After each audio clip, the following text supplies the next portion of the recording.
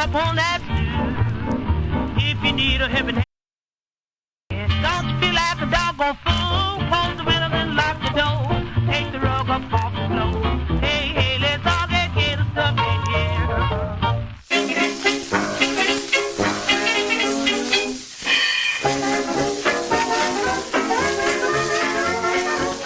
This is David Oman with HouseAtTheEndOfTheDrive.com.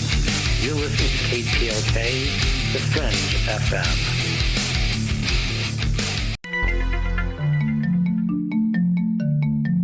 From Studio 303, it's the Stranger Than Fiction News right here on The Fringe FM, bringing light to the stories that surround us.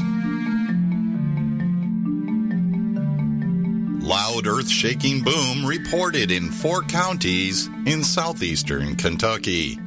The Jackson County Sheriff's Office is investigating after a loud boom was heard by several people last Tuesday night.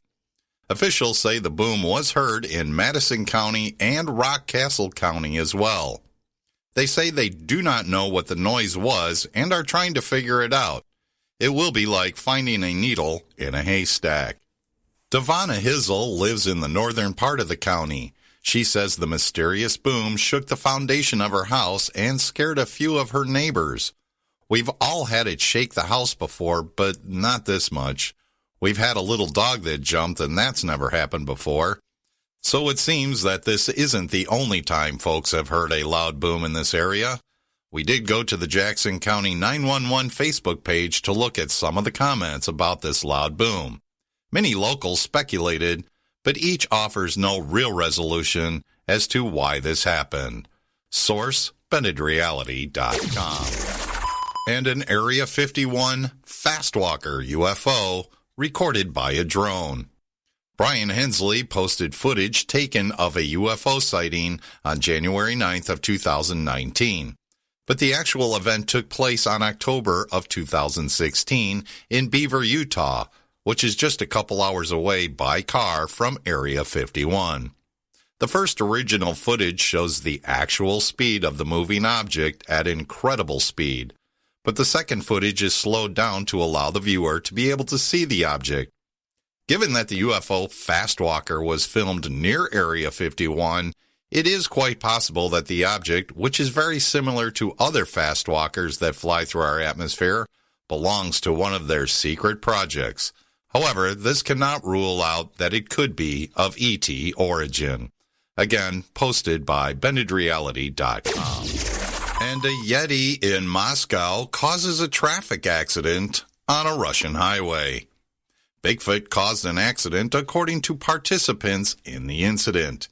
There is a video provided by Elizaveta Urbanovich, who was injured in the traffic accident, and says you can actually notice a mysterious creature running away from the road through the forest.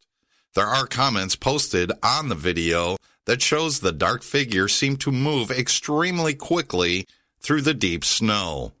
Source, Rocky Mountain Sasquatch Organization. And time for this edition's fun fact. There are some species of worms that actually eat themselves if they cannot find any food. And that wraps it up for another edition of the Stranger Than Fiction News right here on the Fringe FM. I'm Vance Nesbitt, anchor and news sorcerer.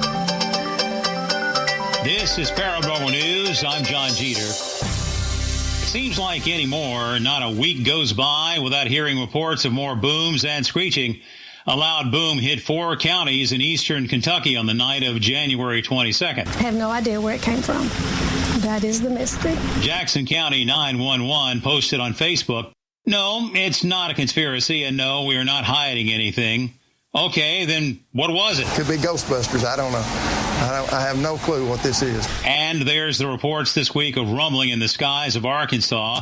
Joe Roop of Lighting the Void told Jeremy he heard it too. I kind of shrugged it off, which I don't know why I did, until people started reporting to our local news here at Fox 16 that everybody heard this stuff. And they said the same thing. It was a rumble. It lasted for a very long time.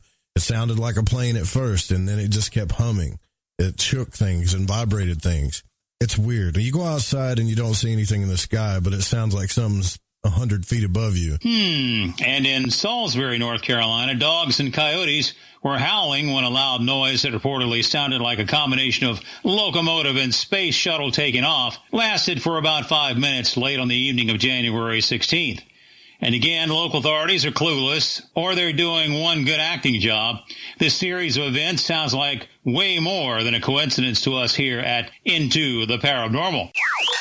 Talk about creepy. In the woods of Mocksville, North Carolina, glowing blood-red eyes are staring back at witnesses, with some calling animal control, believing they've seen Bigfoot. Here's a handsome, dark-haired fellow with huge arms that stands on Pine Ridge Road. During the day, it's clear to see it's a wooden statue, but at night, people are mistaking it for Mr. Squatch.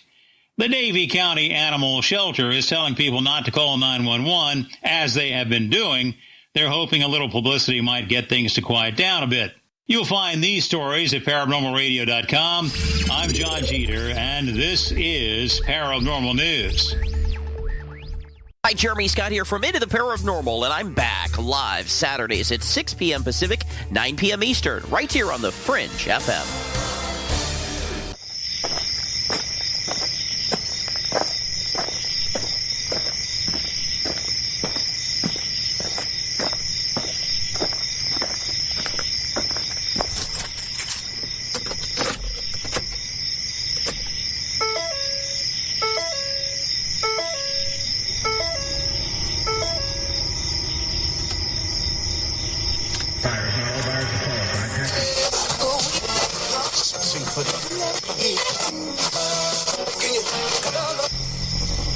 Message is being broadcast by the Department of Defense of the Republic.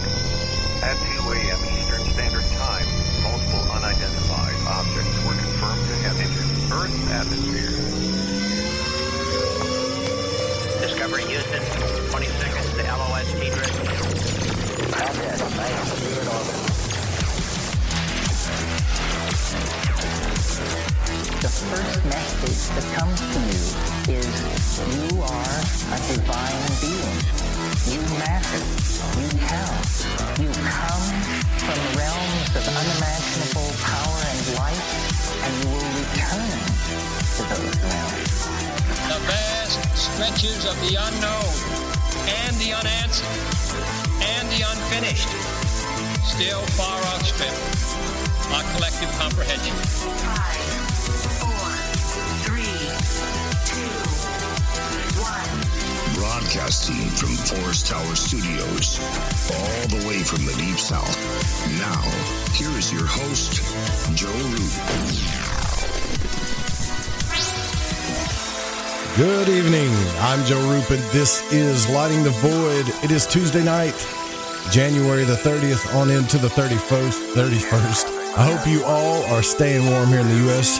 Welcome all of you Mon-Thurs all across the web. That's French for lovers of the night, by the way. And we are live on KTLK Digital Broadcasting. The network is the Fringe FM. And you can follow, like, and subscribe anywhere on social media, YouTube, Facebook, and Twitter. Just search Lighting the Void. Tonight, our guest is going to be author Peter Jenx, who is the author of a very informative book, in my opinion, a groundbreaking book called The Thai Occult. You and I have discussed much of UFOs, astral travels, Western magic, and much more on the show. But what of Eastern magic? It seems there is an underlying magical system or mystical system in every religion, including Christianity. Christianity has mysticism as well as Rosicrucian magic. Of course, there's Wicca and the pagan crafts, also witchcraft. The Muslims have a mystic system known as the Sufis. But what of Buddhism? All the way across the pond, on a different pond actually, in Thailand, there is, in my opinion, after studying and reading this book a bit, a very powerful and effective system of magic. Now, usually I can base this opinion on a series of books, but this one book, The Thai Occult, has so much information in it that in the future, it may be the go-to first book of understanding the Ajarns in this magical system in Thailand. Now, the one thing that's plagued my mind since I've had Gordon White on the program is the idea of animism. And animism is defined as the attribution of a soul to plants, inanimate objects, and natural phenomena. Another way to define it is the belief in a supernatural power that organizes and animates the material universe. Now, is this theory or is it very real? To the Ajarns in Thailand, this is very real. Working with our own psyches and our own consciousness is one thing, but how do we tap into the energy and nature of the world and get it to work in our favor? If everything indeed has a spirit, then what are we pissing off on a daily basis without knowing it? You know? I mean, I think about this, and sure enough, I was actually thinking about this, and not too long after my thoughts on this happened, I got a message from Peter. And he said, Joe, would you be interested in a conversation about Thai magic, which relies on the use of ghosts? And I was thinking, ghosts, really? And how they can use them or use Kata for calling ghosts to service, and etc. Would this be interesting to you and your show and your audience? And my first thought was, this sounds pretty provocative, a bit scary. But then I started to think about you out there, and I knew for sure I wanted to hear this, and I know you do too.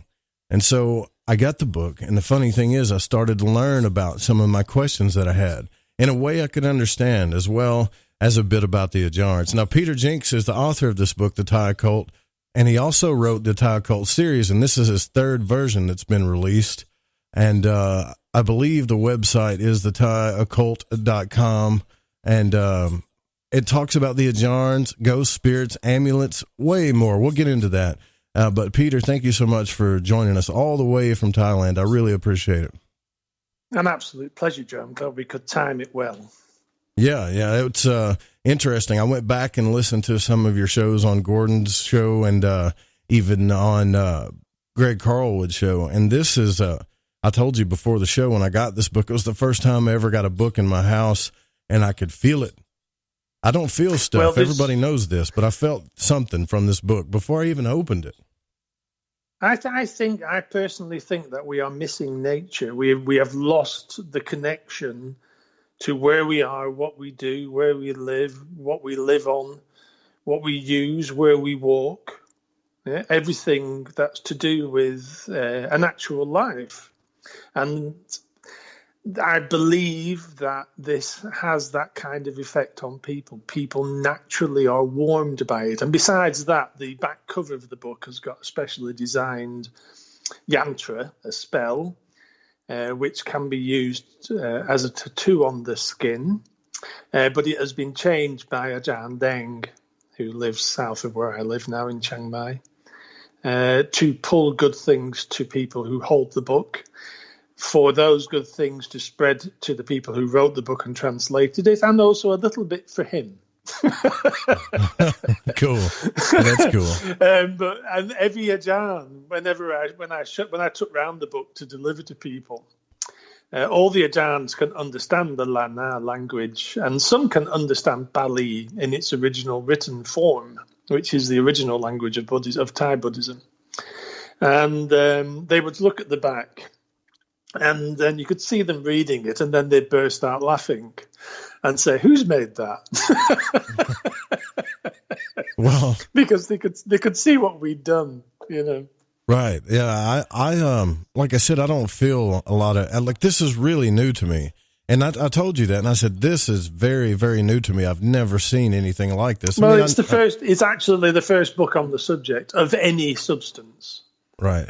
So groundbreaking. And it's probably groundbreaking. It should be, in my opinion. Well, I worked hard enough on this, and I understand the subject well enough to believe that this will be the benchmark book for the next 10 or 20 years.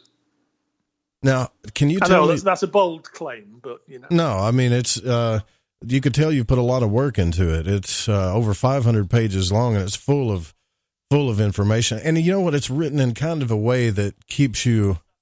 I guess you could say keeps you guessing, because it's not really written in a linear fashion. And so... That's deliberate. Yeah, it keeps you turning the page for sure. It's also, there are connections between all the sections. It is woven, the words of the book are woven together. Really? That's awesome. Because really, I come from a martial arts background. I've studied Tai Chi for over 20 years, Chen style. And the learning of the Thai occult practices are actually very similar to Asian martial arts, Oriental martial arts, whereby you have to become them almost. And they are not taught in a directly linear fashion, probably because they're too damn complicated. Right. So there's that book needs reading at least 3 times. And on the second or third reading, you may start to see the loops that come in, that connect everything, to start to connect everything together. Because if I made it too obvious and too linear in a fashion, people would almost disregard it. And this is not in code. It's not just to be awkward or anything else. It's for the person's understanding of reading it. Because that is how I learned these things. That is how the whole thing pieced together for me. How did you get involved in occult studies to begin with? I'm curious. I've always hung around with magical people, but I've including some reasonably renowned ones. I was a good mate of Sleazy out of Coil and John Balance and things and people like that. But I've never actually studied it, and I've always been waiting for something to come along that fit. And when I started writing about the Thai occult, I also deliberately didn't read anything about any other form of magic because the language can cloud what I wanted to do. Yeah, there's certain languages involved with a lot, and the styles of language involved in a lot of Western magic. And I just wanted to tell it as simply as possible. And with my partner, Bond, translate exactly what the Ajarns said in the most precise manner possible. And in that way, we have a chance of understanding what can appear to be a very, very intricate and difficult system, which is in fact extremely simple. Right. Scarily simple. Well, at this point, it doesn't seem that simple to me, but when I don't mean complex and difficult, but I mean just full of different things. There's so much in here. It's alien. It's alien. Indeed. More than complicated. Which is a great problem because, most people into magic live in the USA, to be honest with you. But this is such a simple approach as well. And the belief of the supernatural, what is actually, it ends up being supernature, which in Thai is Chinatan, which directly translates as a piece of supernatural. There's a whole belief system about things they can use, what they can use, and then how they empower it to increase the potency of that item. Now, I think for the most part, we understand Buddhism. We've all studied it. And from my experience, Buddhism doesn't seem to talk about magic that much at all. What is Buddhism's view on it? Well, the Buddha actually rejected magic after studying it because he thought it was a distraction, almost like trying to attract people through tricks, if you know what I mean. Yeah.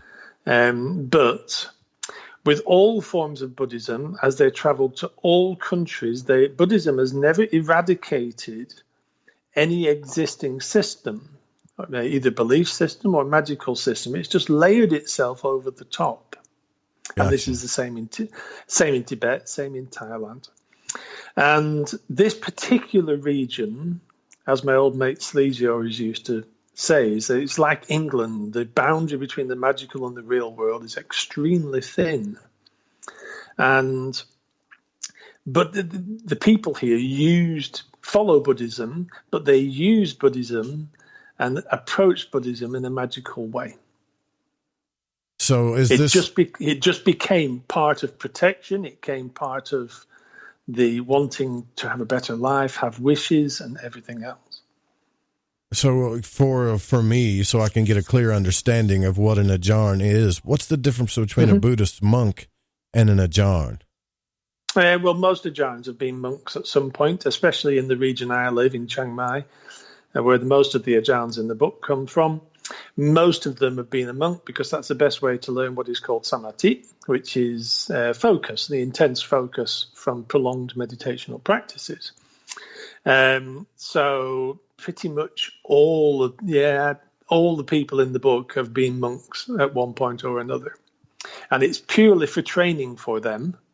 And even as monks, they learned very deep magic, because some of the lineages that they were part of were ancient and practiced very unusual old forms of magic. For example, the Ajarns, my go-to Ajaan, really.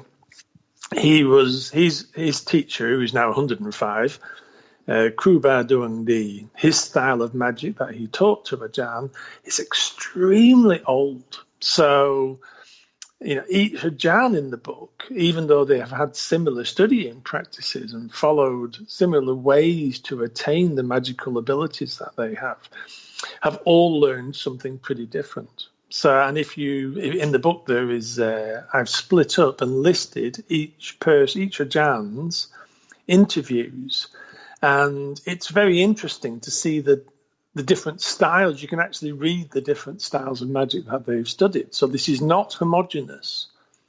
There are, God knows, hundreds of lineages that date back a very long time.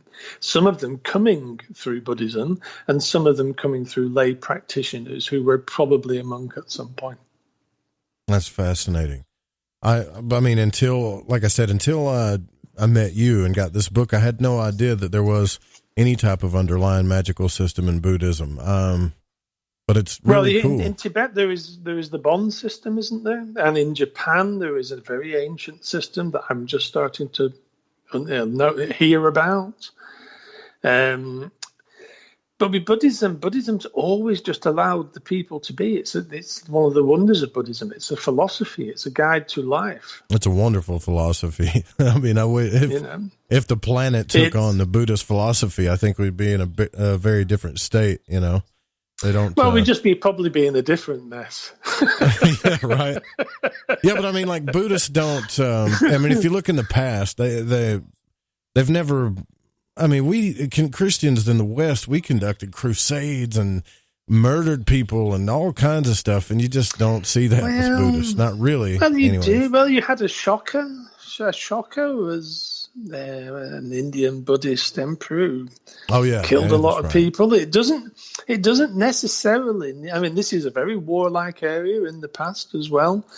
It doesn't necessarily negate, in my opinion. It doesn't necessarily negate the human condition. What it does is help us to avoid the worst of it and understand when we have to become part of the more awful parts of the human condition. I think it just places us in a different standpoint to humanity and being human. Yeah, I could see that. That's fair enough. Well said. Because people are people. People make problems all the time.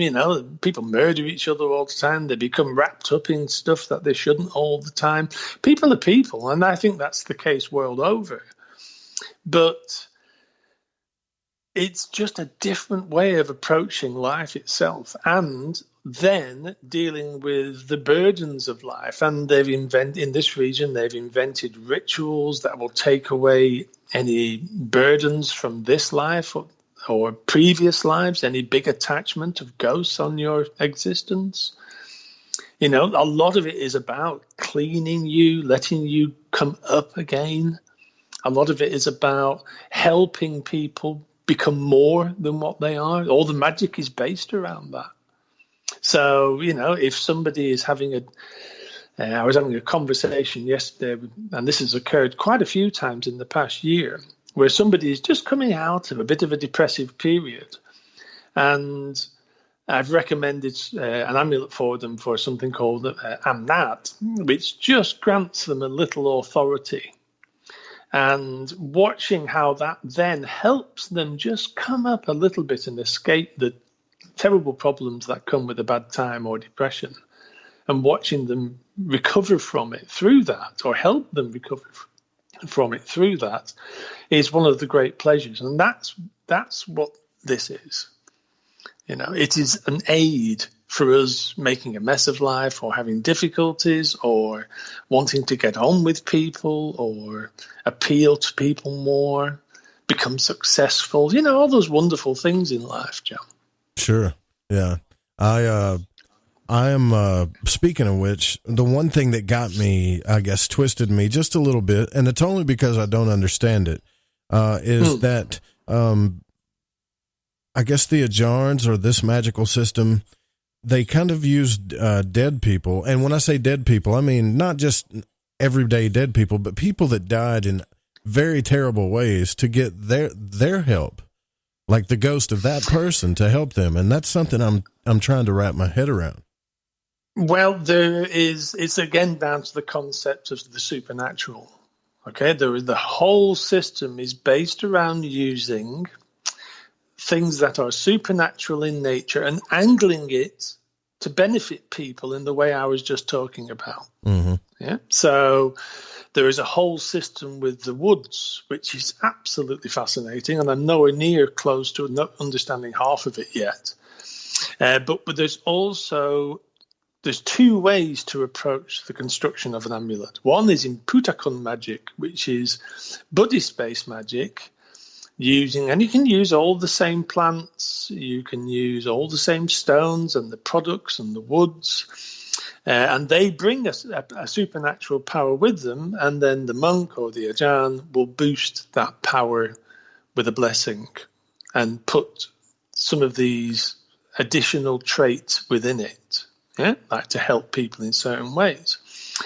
That's considered like the slowish route. That's the gentle route. That's cycling on a beautiful day when you're traveling. Yeah. There's also the way where you can jump on a motorbike with no helmet, totally naked, and set off down the road as fast as you can. Yeah. And in that you must have done it, I can tell. And in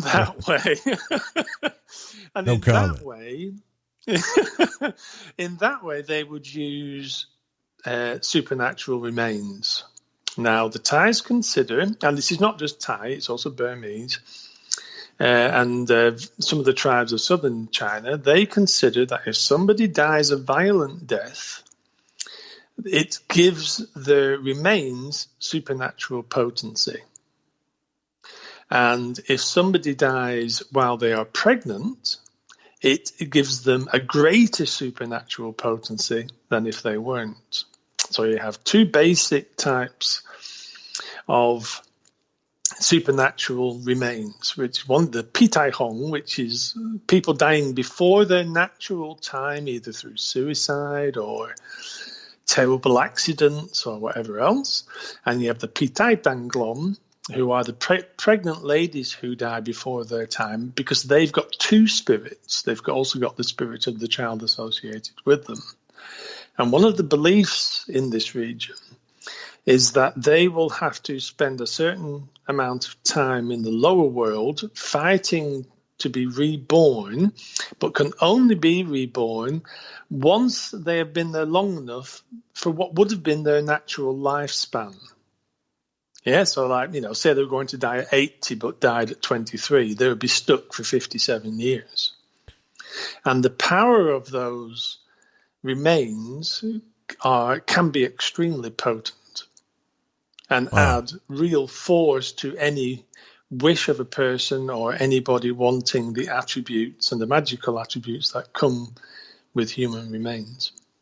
Yeah, that's not something that we would normally do, but the thing that the way I look at it is maybe they when it comes to death, and I heard you even speak about this, that death they just look at it as more of a cycle. It may be why it doesn't bother them as much as it say with us, because when we're just terrified of dead bodies and things, don't touch them, whatever. Is it just a different culture, a different way of looking at it? Well, nobody wants to have their bits nicked when you're dead, really. I don't think, Joe. Yeah, this is just magic, and magic has always been on the edges of legality. True enough. In effect, yeah, and there are examples in many forms of Western magic that use the hands of a hung man or use suicide ropes and all that sort of stuff. So I think in olden times it was used in similar fashions, different techniques perhaps, but similar fashions. Some Ajarns can also use bones that don't come from those two sources, by the way. They can use the bone of anybody, but in that case, what they will do is get the spirit of that person to move on, recreate a spirit within the actual construction of a talisman, and then empower it using their own psyche. Wow. Yeah, so there's two definite techniques here. One uses the original ghost, and one can use basically any remains, but they move on the original spirit. So that can be reborn. I was going to ask you something before we take our first break, because there's always dabblers, I've even dabbled myself in certain things that I've regretted. Is this form of magic something that you should really not dabble in, or should you just go to put all your trust in an Ajarn, or be a little safe with it? There's two levels. Yeah, it's complex. I see this as there being two levels of magical practice. One that is given to us to practice with, and one that you can create yourself. Okay. It takes a lot of time for you to be able to create something yourself. Wow. Fascinating stuff. This is one thing I played this clip on a show, and we'll get into this when we come back, but this clip is a sound that comes from a guy that used to mine caves, and he's not a haunted paranormal guy or whatever, but he just would mine caves, and he ran across a noise, and for the life of me, I've tried to figure out what in the hell is this? Where is it coming from? And I wonder, because I heard you talking about cave spirits on a previous show, I wonder if maybe that's what it is. But we'll play that when we come back. We got to take a break. We're already kind of over here. But we're here with Peter Jenx, author of the Thai Occult. You guys, we'll be right back after these messages. Don't go anywhere.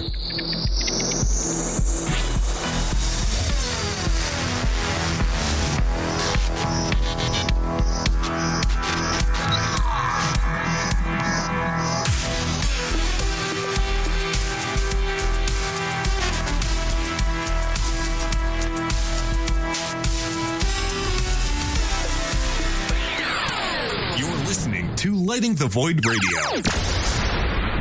The truth is out there. There's something out here. And so are we. KTOK Digital Broadcasting, The Fringe FM. When you're always on the go, it can be a hassle getting the proper servings of veggies and fruits into your everyday diet. Life gets hectic, making it hard for us to always make healthy food choices. Not to mention it's pretty expensive. Wouldn't it be great to ditch the long grocery store lines, but still get your fruits and veggies all at once? What you need is Balance of Nature Fruits and Veggies capsules, made with 31 of the highest quality fruits and vegetables and grown right here in the USA. Balance of Nature is 100% natural, safe, and affordable. For a limited time, use discount code TALK and you'll get 35% off your first preferred set of Balance of Nature fruit and veggie capsules, along with free shipping. Call 1-800-246-8751 today. Ready for the real results you want and need? Then you need Balance of Nature. Call 1-800-246-8751. That's 1-800-246-8751 and use code TALK. Do you ever wonder why there's so much show in politics? Do you ever wonder why America's not getting fixed? Ever wonder why our media is not reporting the news? They report only their biased opinion. Are you tired of feeling like a controlled rat? Do you wonder what's next? If you're looking for answers, join me, Ronnie McMullen, for my new show, Deep Waters Radio. That's Deep Waters Radio. Monday nights, 9 p.m. Pacific, right here on the Fringe FM. Hi, this is Aaron Hunter, host of Real Paranormal Activity, the podcast where we tell real paranormal experiences of people from around the world. And we also conduct interviews with authors, investigators, psychics, and mediums. Real people, real stories, real fear. Thursdays at 6 p.m. Pacific, 9 p.m. Eastern on the Fringe FM. See you then.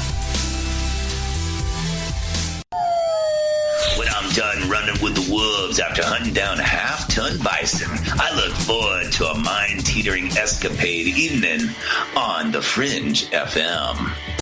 So, you love talk radio? Then you'll love TalkStreamLive.com. TalkStream Live is always on, 24/7 with the best streaming talk shows. Find your favorite talkers and discover some new ones. It's free, readily available online or on mobile with any smartphone or tablet. Finding your favorite talk shows all in one place has gotten a whole lot easier. Just go to TalkStreamLive.com. Be sure to download the free apps from Google Play or the iTunes App Store. This is Cortana from Shift Happens, telling you to pour a glass and park your ass because you're listening to KTLK, The Fringe FM. Shifthead. Folks, this is very important information. What's to be said about CBD? AncientLifeOil.com. Our CBD is made from hemp and has 0.003 THC, which means this wonderful product won't get you high, no matter what amount you take. What does CBD do for the body? My hands are tied. But you can Google CBD benefits and be astounded. When you're finished reading, you'll want to log on to AncientLifeOil.com. That's AncientLifeOil.com. And purchase. Life is good when you feel good. People are tired of pain. People are asking for non-GMO organic products to help them with you fill in the blank. Legal in 49 states, and again, our CBD is made from hemp. Ancient Life Oil is about helping people one by one by one. If you wonder how good the product is, the CEO takes it every day without miss. AncientLifeOil.com. That's AncientLifeOil.com. Have a great day. Howdy, this is Catalina, and you're listening to Lighting the Void with Joe Roop.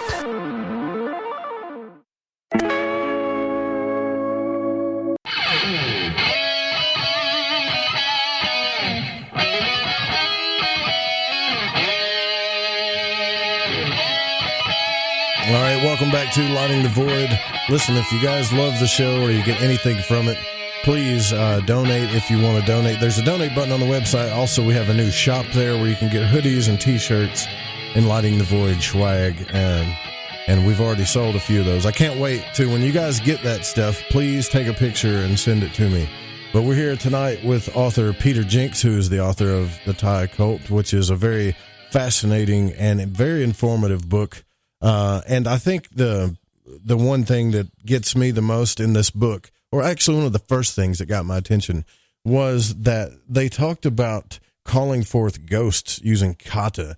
Now, when you talk about using Kata to call forth ghosts, do they really see the ghost? Do they really bring them into where they can actually see them? Well, Kata fill different functions. Okay, the Kata are based usually on sections and pieces of Buddhist mantra, Buddhist sermons and things like that. Into those Kata, they often put what we call rogue elements. So elements that do not follow Buddhism. They might be a strict part of Animism.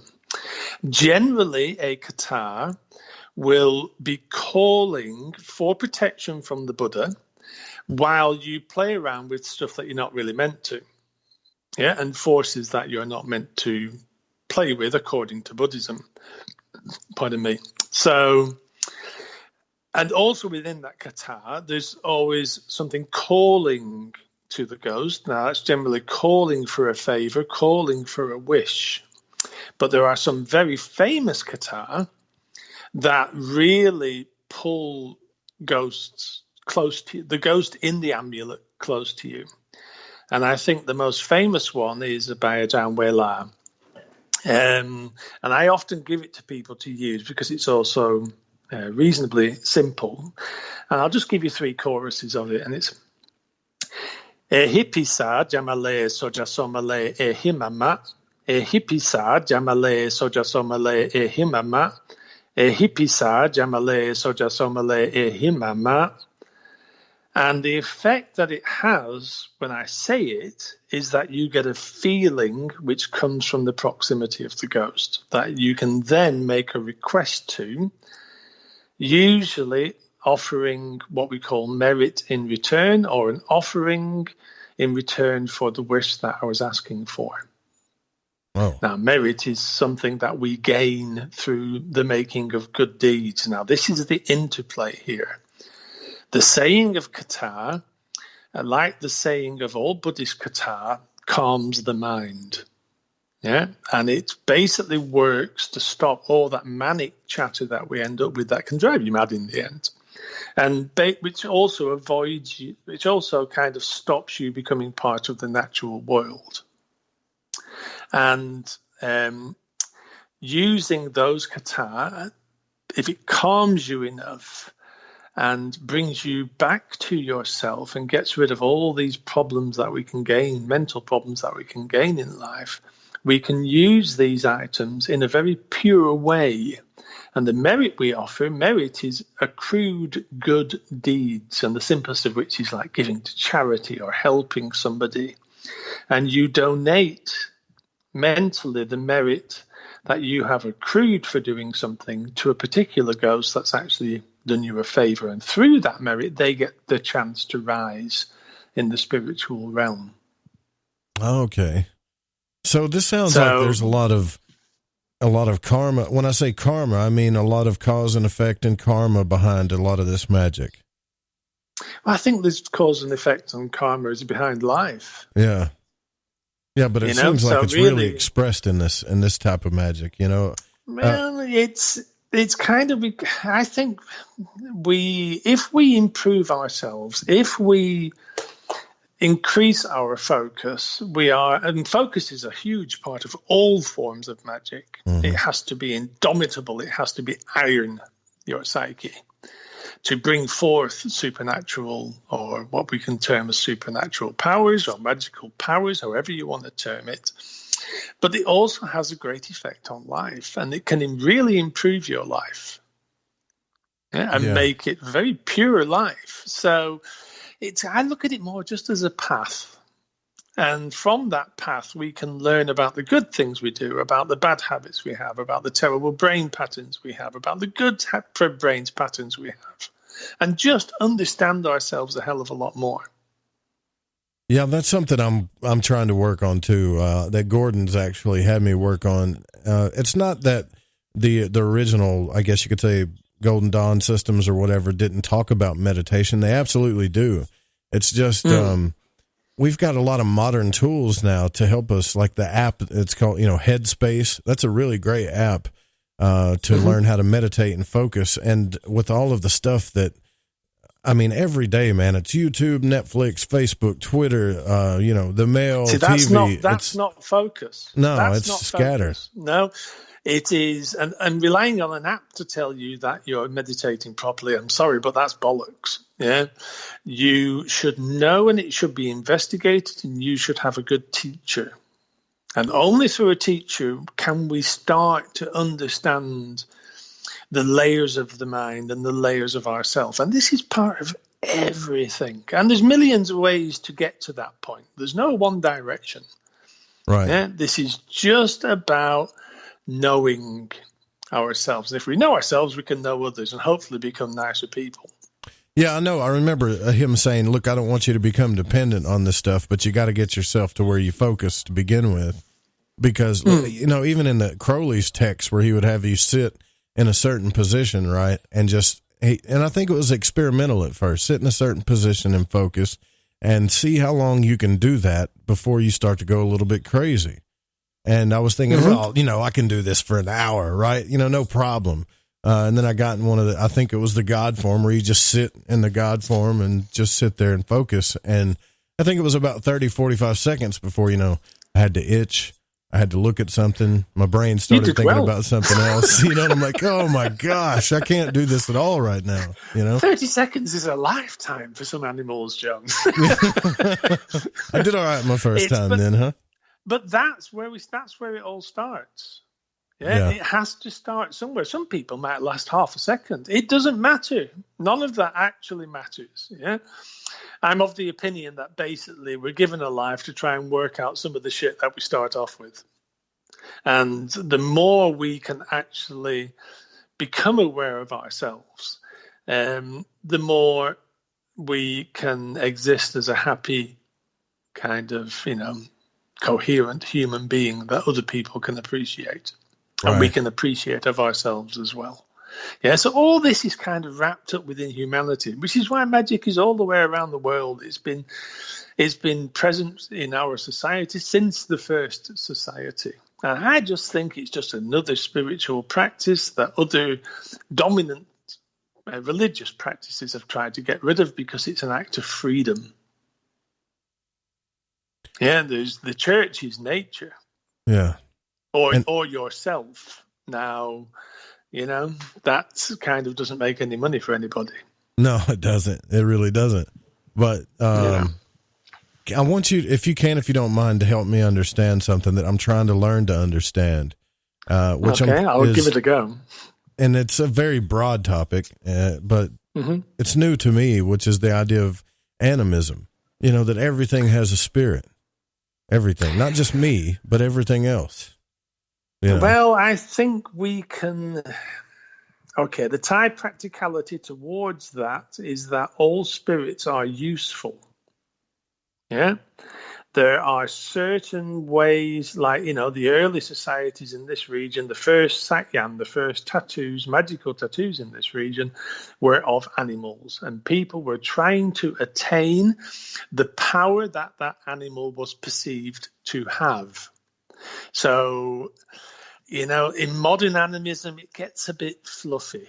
To be frank, I'm sorry to all modern animists out there, but in the ancient forms of animism, like in Thailand, because it's pretty much unbroken, there's still hundreds of forms of tiger magic. There's magic associated with animals like the tarantula, centipedes, monkeys, certain trees. Yeah, but in the Thai magical system, they use those powers. Then they can use those powers to help themselves. How do they do that? Can you give me an example? I suppose the earliest example would have been like a lady wearing a beautiful beetle's shell as jewelry. Yeah, and then, or as, like a man who killed a tiger wearing a tiger claw.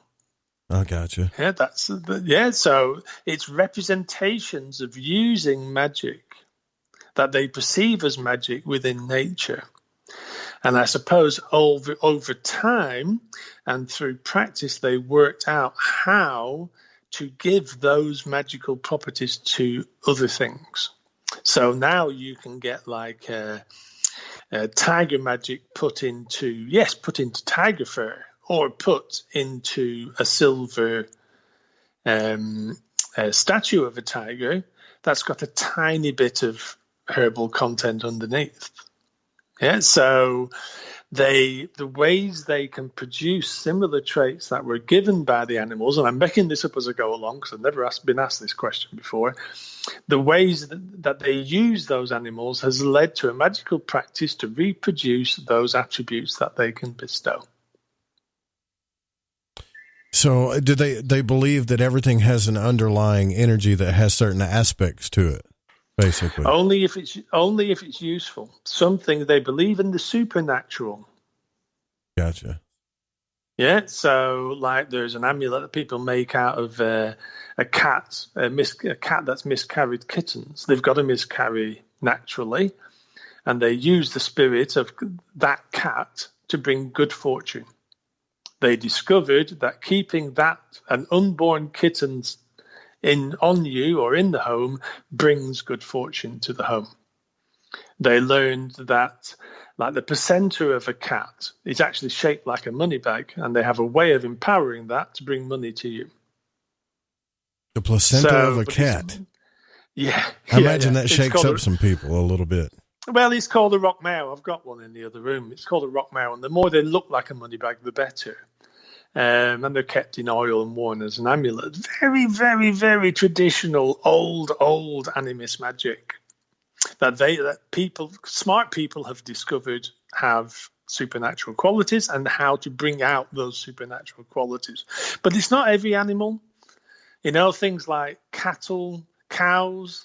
There's the Huatanu amulet is basically a bull that is used for repelling evil forces, but it's actually what's called a Humpayon spell, which is another ancient animist spell to repel bad luck. Yeah, but any animal can be used if it's died supernaturally. Like in the other room, I've got an amulet made from carved horn of a deer that was struck by lightning. Mm. Yeah, so it's That's been given. rare. It's been killed by nature itself. Yeah, so it has become supernature. So, this has just developed over God knows how many millennia. But, and I'm hoping it's come across in it's not a bad explanation, seeing as it's off the cuff, because I've never explained it in this manner. Well, we got, the mountain men here in Arkansas, they'll wear a lucky rabbit's foot. They call it a lucky rabbit's foot. It's more of a superstition, but it's still magic. It's still magic. You light candles on a birthday cake and blow them out for a wish. Yeah, that's right. Yeah, magic. we do. Yeah. It's, here they have a whole system of candle magic.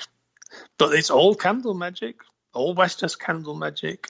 We end up finding independently often the similar form of magic, but a different route how to get there. Yeah, there are big differences between the East and West, and I don't understand a lot of Western magic, but I understand some of the Thai magic and the way they use nature. It's quite different, but given the opportunity, like sometimes online, I'll put a picture. I put a picture of a tree called that we call Newdam. It's a very, very black wood. Put it on my Facebook page, Thai Occult Books, and all over the world, from different people from different magical systems, says we use that as well. We use that as well. And there's no way they had any contact between the Thai system and, say, Palomayombe, or the Thai system and voodoo. How old is this stuff, do you think? How far does it go back? It dates back to the beginning of society in this region. Okay. But it basically, anything that then came in, like Buddhism, overlaid over the top, and then they searched for magic within the Buddhist practices. Yeah, no. So at its core, it is a magical region, and there's been thousands of influences. This had to have some type of good effect on your life. It had to. I'm just curious about how this has affected your life, how it's changed your life. What has it done for you and your life? Well, I kind of put off getting into it for a long time. And maybe that was because I knew it would become an overriding fascination. It's opened my eyes to see the world in a different way. Mm-hmm. It's the production of these books, and the last book in particular, has completely changed the structure of my mind, whereby, because I had to edit my own words, which was one of the most traumatic self-cleaning processes I've ever had to go through. And basically, it just makes life smoother and easier. You just helps you understand it a bit. It's carried me along. I've not been alone through the journey of producing these books. Yeah, I think people wonder why that I have a fascination with magic, and I think, and I told you before the show, it started with astral travel and out of body experiences. Somewhere along the line, we have something happens to us where we realize that the reality isn't what we thought it was at all, and a lot of other things start making sense. And in certain ways. It's funny because, I get, with having done this book, I get a lot of contact from different people all the way around the world. Yeah. And I'll take an example from yesterday. I'm not going to name any names, but he was approaching the understanding of this system in an incredibly Western way. And in the end, I'm like, you've really got to come here to understand this fully. Because it's alien to us in many respects. It's kind of, we've lost this ability to be natural and see cleanly without thinking.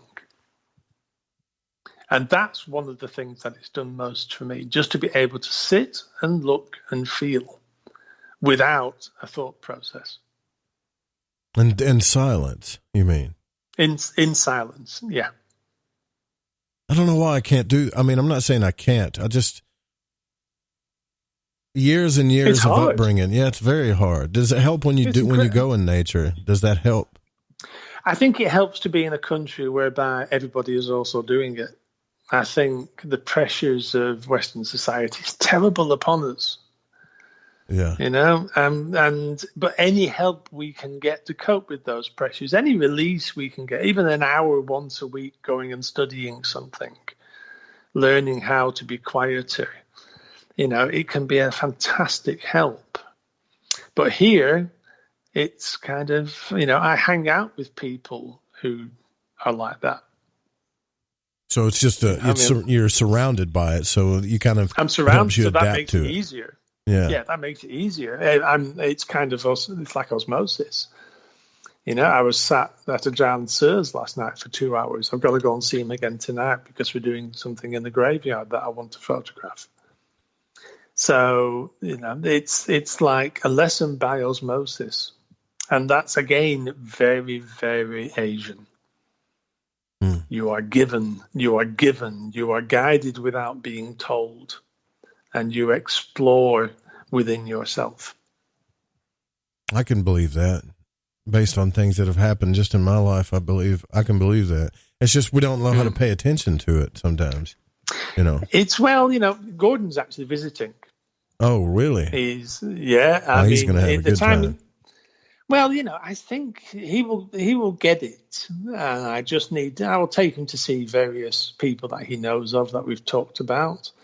Hopefully there will be a Y Crew, which is like a yearly event where you go and pay respects to various teachers, Ajarns. Yeah. He's missing the one of Ajaan, which is a great shame because that'll be very weird indeed. But at these Y Crew, you can basically, lots of other Ajaans turn up and they give away blessings for free. So it's like, you know, you might get a row of 15 blessings. You might get 15 blessings in a row of Ajaans. And, you know, the effect on the mind is really quite wonderful. And you walk away feeling clean. They take away some of the things that we acquire. And I'm sure, you know, we'll find stuff for Gordon to see and do. And I'm sure he'll get it. You know, he'll understand it and he'll see it. And he knows already, he's way smarter than me. But I'm sure also we'll have a damn nice time and eat wonderful food. Yeah, that sounds amazing. You know, around here, I can't even, and I'm from the South in the United States. Mm-hmm. It's a little rough to find a Buddhist temple, but even when I found one here, and they're actually Laotian, I believe, and when they don't, I don't want to say they're not welcoming. It's just they don't really acknowledge me at all, you know. And I'm thinking, what am I going to do? Perhaps you're asking for acknowledgement. Yeah, I wonder. So, see, that's what I've been by there for 5 times, and I was like, all I've asked one person, the lady that was out there in the garden, I was like, "Is there someone here that could teach me how to meditate?" That's basically all I've pretty much asked, and they just smile at me and go on about their way, and I'm thinking, maybe I just need to hang out. So I've tried that. I tried just hanging out for a little bit, you know, nothing. I'll figure it out, though. Well. If I was you, I would just go and sit in the main hall for 1 hour a day and be quiet until somebody comes to you. Yeah, that might work, huh? Yeah. That's what I would do. Yeah, because, you know, again, when I get visitors, the first day is normally pulling the West out of them. And, you know, and then taking them to Ajarns where they can sit down and just be nothing, be quiet, let the actual feeling of where he practices calm them down. Yeah, and that's the same with a Buddhist temple. It's the same with anything. Just try and go and sit for an hour. Just watch your brain doing whatever it does and then go back to breathing. Just make sure you breathe and things will start lifting from your life. You know how a lot of people say, Peter, that time's speeding up as you get older. That's what a lot of people say. Things going faster. I wonder if it's just because as you were talking about that, I remember when I was a kid, I could just stare out a window for minutes and hours and just nothing. Yep. And time took forever. A year was so long, but now it's not. People are probably thinking the same listening to this interview, Joe. You think so? No, I don't. But I think it's an English joke. I do apologize. Yeah, I get it. It's kind of. I just think we end up taking on way too much in life. And I think the happiest we can be is our last 10 or 15 years of life because we've got no worries anymore. Right. Yeah, and the happiest of all is the first 15 years because of all those wonderful kind of energies and madness that go into kids and everything's new. But why shouldn't we have that throughout our life? Yeah, I was just thinking from a more of a perceptive type view because our brains are just going 90 to nothing all the time, and the next thing you know, it's nighttime. Like what happened to the day? They don't have to. Right. Well, that's and I was going to say that's the secret, but it's not a very well kept secret. They don't have to be that way. We can change anything we want to change. We're up on another break here. Have you experienced, before we go into the break here, I just want to know, have you experienced any type of, I know people are wondering, paranormal activity or any types of supernatural activity while doing this or studying this? Of course. Yeah. Footsteps in graveyards on leaves, images of people, all the rest of it. But you just kind of ignore and carry. Oh. You don't focus on the ghosts here. You try not to, anyways. You keep within yourself. Yeah, like for example, on dangerous bends in this country, you get what are called spirit houses, and it's for the people who've died there, or the spirits who live there that keep pulling people off the road, and people dying. And it's best if you just ignore them and drive carefully. Yeah, you don't focus on stuff like that. You keep within. That's another trick I've got to learn. We're going to take a break here. I've had stuff pop out at me before, and maybe one day I'll learn how to be less reactive to it. But we're here. Well, it's scary. It is scary for sure. That's what I was thinking when you're saying that. But we're here with Peter Jenx, author of the Thai Occult, guys. We'll be right back. Don't go anywhere.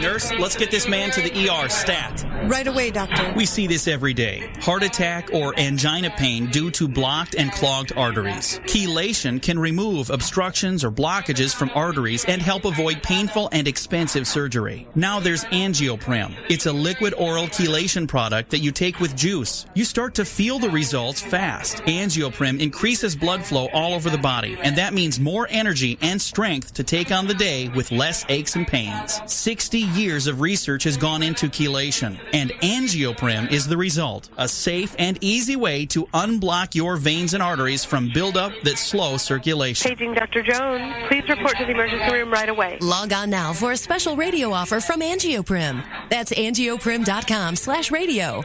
ANGIOPRIM. Angioprim.com/radio or call 877-882-7221. That's 877-882-7221. Magic, the occult, history, health, news. These are just a few subjects discussed on my radio broadcast, The Secret Teachings. I offer unique and objective perspectives on new and old subjects alike, while welcoming guests and presenting my own research with no filter. Visit my website for more information and to subscribe to my archive at www.thesecretteachings.info, and find me on The Fringe FM live Monday through Friday, midnight Pacific, 3 a.m. Eastern on The Fringe FM. Hi, this is Sammy. Join us in the Deep South as we're lighting the void with Joe Roop on The Fringe FM. Want to lose weight but have no idea where to begin? The Fast Start Diet, a 3-day weight loss plan, is the answer. 3 days of nutritionally balanced, calorie-restricted meals delivered right to your door. No shopping, no measuring, and no cooking. Everything is prepared for you and ready to eat at home or on the go. The Fast Start Diet has all the amazing benefits of intermittent fasting without starving. We've helped thousands of people who have struggled to reach their weight loss goals. Isn't it time we helped you?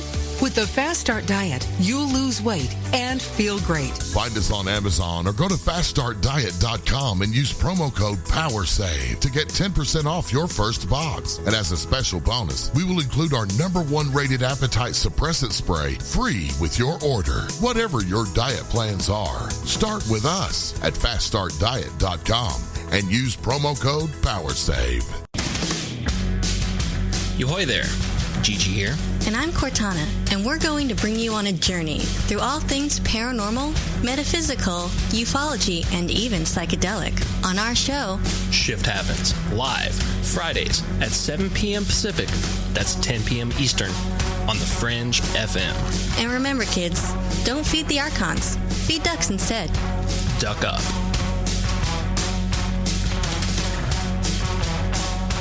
Introducing Shadow Light Tarot from Waking Canvas. The Fringe FM's new contributing artist, Eric Tesey. This hand-illustrated black and white self-published deck serves as a reinvention of the tarot, never before witnessed. Each of the several suits of this 88-card deck lineup form an infinite panoramic scene. Even the included visual companion guidebook is entirely hand-illustrated, cover to cover, with beautiful visuals and esoteric symbols and artwork. The newly released deck comes in a custom magnetic box with its own travel pouch. The Shadow Light Tarot Premium Deck and its travel-sized mini deck Wonder Light Tarot are both available now from WakingCanvas.com. If you use the code word FRINGE, that's FRINGE at checkout, you'll receive an extra 10% off your entire order. To discover more, including a free reading and time lapses of all the illustrated artwork, make your way over to WakingCanvas.com today. That's WakingCanvas.com.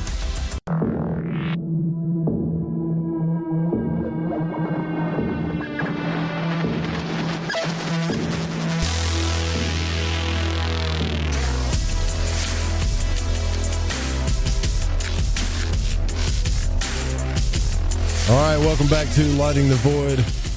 I'm loving this conversation so far. We're getting into this is serious magic, folks. If you get this book, you'll see what I'm talking about. You should check it out, The Thai Occult.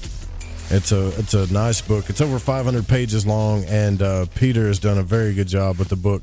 It's something that I wanted to talk. We were talking about during the break, and I figure we might as well talk about now on the show. Is when I was a kid, I used to see lots of crazy things, Peter, and then you mentioned to me that some of these Ajarns, they're just rock solid. They don't get scared. They don't spook easy. And I've always been jealous of that, because anytime I've had a paranormal experience or seen an apparition or heard a voice that nothing was there, it wasn't even like I had time to think. My heart would just speed up. I would be full of fear, and then I would have to calm myself down, which I would love to be the other way. I'm not saying I'm any different, by the way. I'm not, but there are... there's a few examples of Buddhist practices that they actually focus on uprooting fear, because fear knocks us out of what we call samadhi, out of focus, out of the state that we are trying to live in, or they are trying to live in. Ajaan man in this region is very famous, and one of the disciples is my hero, both magical and as a person, Luang Por Pina, who passed away in 2002 and meditated through his own passing. And they go on something called Tudong, which is basically they go out into the wilds on their own or with one other monk, and they live. They can only eat the food they are given. They have to take care of themselves if they are ill. They will have an umbrella and this weird, like, round tent thing. And they rely on their knowledge of Buddhism and Kata to repel all dangerous forces and to help them hold their samadhi. Now, this includes tigers. Yeah. and other extremely dangerous things. And all they will do is say a kata to repel the tiger. They would often sleep in graveyards because usually it was the quietest place they could find where nobody would bother them. And this is at a time where they didn't actually bury people. They just threw them in there and they decayed. They might still be on the bamboo kind of semi-bed that they were carried in. And generally they would take the corpse off and sleep on that. And through this, they basically learned how to uproot their fears, because fear is one of the greatest threats to holding a focused state. That's fast. So they would actually, so they would put themselves in scary situations, basically. Yeah, they would go to the places that were dangerous or scary or full of ghosts or... and many Ajarns still do this. Monks, there are still monks who go on Tudong. There's an Ajaan friend, Ajaan Gorn, who actually slept in the graveyard for 5 years. He was the caretaker of the graveyard. Ajaan Sura wants me to go and sleep in the graveyard, his local cremation pit, actually in the pit where they burn the bodies. And that's an extremely haunted place. Are you going to do it? Well, it's just tempting, isn't it? How can you refuse an offer like that? And, right. What an experience. It would be an experience. Yeah, I don't know what my reactions would be, but you'd come out different than when you went in. There's another Ajaan, another old and wonderful old friend and a wonderful Ajaan called Ajaan Chalerm. And one day we were looking at corpse cloths. These are the body bags that people died in accidents, because the blood on there is supernatural, like we were discussing before.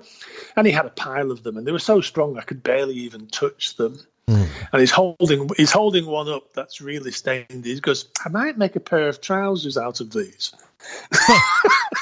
Oh my gosh. And I said, how would that feel, Ajaan? And he said, they'd make me really happy. Huh. Yeah, so, and like Ajaan Sir, he's a very, very psychic man. When he goes to a graveyard to ask a ghost to do a job for him, he tends to choose a particular ghost who was a good person who just happened to have a terrible accident, and make a deal with them and help them out. And he always says, I never talk badly to them. I'm always very, very kind to them and help them trying to climb out of their situation, showing metta, loving kindness, even to ghosts. And he takes it all as it comes. He waves them forward. To be honest with you, I'm kind of jealous of that. I know it sounds crazy. You say, well, you're jealous. Yeah, I'm jealous of I don't want to be so reactive to something scary and be able to just let it happen. They've trained. They've really trained for this. Ajaan Sura has done the training, so it doesn't bother him. Ajaan Chalerm has done the training, years and years of training to make the psyche rock solid. How do they view things like other abilities in magic, like say astral travel? Is it the same the way we kind of look at it? Well, but only in meditation states. So not during sleep. So not during sleep. Nope. Thai brains don't react the same way to dreams. They don't have the same dreams that we do. Even they're really simple, astonishingly simple. It's really odd. Yeah. But in meditational states, they can be visited by the higher deities. And in meditational states, they kind of start off with the lower spirits and ghosts, and move up as their abilities rise. So does their level of understanding and their level of location within the spiritual hierarchy. So, like back to Luang Popinat, he was given certain forms of magic by devas, by deities, high spirits. And a lot of the Satyam, the very famous and old Satyam, were given by deities and spirits during meditational practices. This is awesome. This is fascinating stuff, man. It is alien, though. It is total. It is really every aspect of it. Even the elements. When I started reading about the elements, I was like, okay, here's something I can understand. And then it went into the 32, was it the 32 components parts of the body? Yeah. And I was thinking, well, this is kind of different. Even like the elements, I'm learning more about the elements. Did that book. And recently, Ajaan Apichai, a very young Ajaan, who's extremely talented. I think he's an old Ajaan come back. He made a lead takrut, what we call a takrut. It's just a rolled piece of lead that's got a spell written on it. Yeah. And wearing this thing, it sends you off with the fairies for a few days, and then you get used to it. And it's to kind of clean up your sakyan, your magical tattoos, and clean up the body. You can feel it going through the body. And we were talking about it, and they've been very popular. I'm wearing one at the moment. And we got into a conversation about what lead to use. What's the best lead? And he said, fishing weights. And of course, I asked why. He said, well, come from the earth, born in fire, fly through the air, and go into water, and also sustain life. Yes, you naturally have the four. You have the four elements immediately in it because it was a fishing weight. That is true. I never thought of it that way. He's learned. It's so simple. It's absolutely stunningly beautiful. And he's actually just been recently learning a system about instilling the four elements. And the four elements are related to the magical attributes. I don't know how yet, but they are. Each magical attribute is part of a different element. And he's looking at blessing techniques for amulets in fire, in the air, and in the earth. In fire, water, air, and the earth, all the elements. Yeah, so they would be blessed 4 times in different environments. Well, that's really cool. So, and it's so simple. It's gobsmacking. So I could literally get I guess you could say a fishing weight that I use to catch catfish with. A lead weight. That's got the 4 elements in it already. Wow. It is pretty simple. Hell, I think I got some of those in my tackle box. Get them out straight after the show, Joe.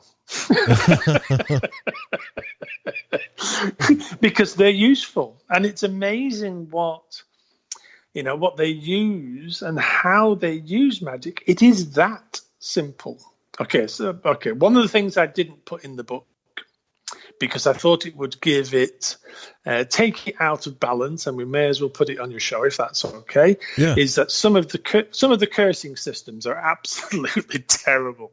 Yeah, and again, it's kind of related to the 4 elements. Like there's one where you will get a photograph, you will burn it, you'll put it on top of dog food and burn it, and then the dog will eat its food. Oh.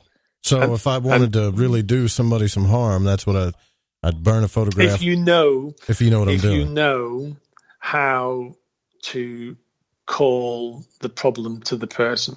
Gotcha. Yeah. So as an action, people will try and copy it, but they don't know what we call the wicha, the way of actually doing it. And this is why I didn't put it in the book, because the first reaction is everyone goes, I'd love to try that. They dabble with it, yeah. And it can be because it's just such a fantastic idea, that people immediately want to dabble, and some of them are quite dangerous. So we have to be careful, really. Yeah. But again, it's all about, and there's an element in there. There's fire in there. There's things related to fish. There's water element in it, and through the elements, they can put the magic into it, into the curse.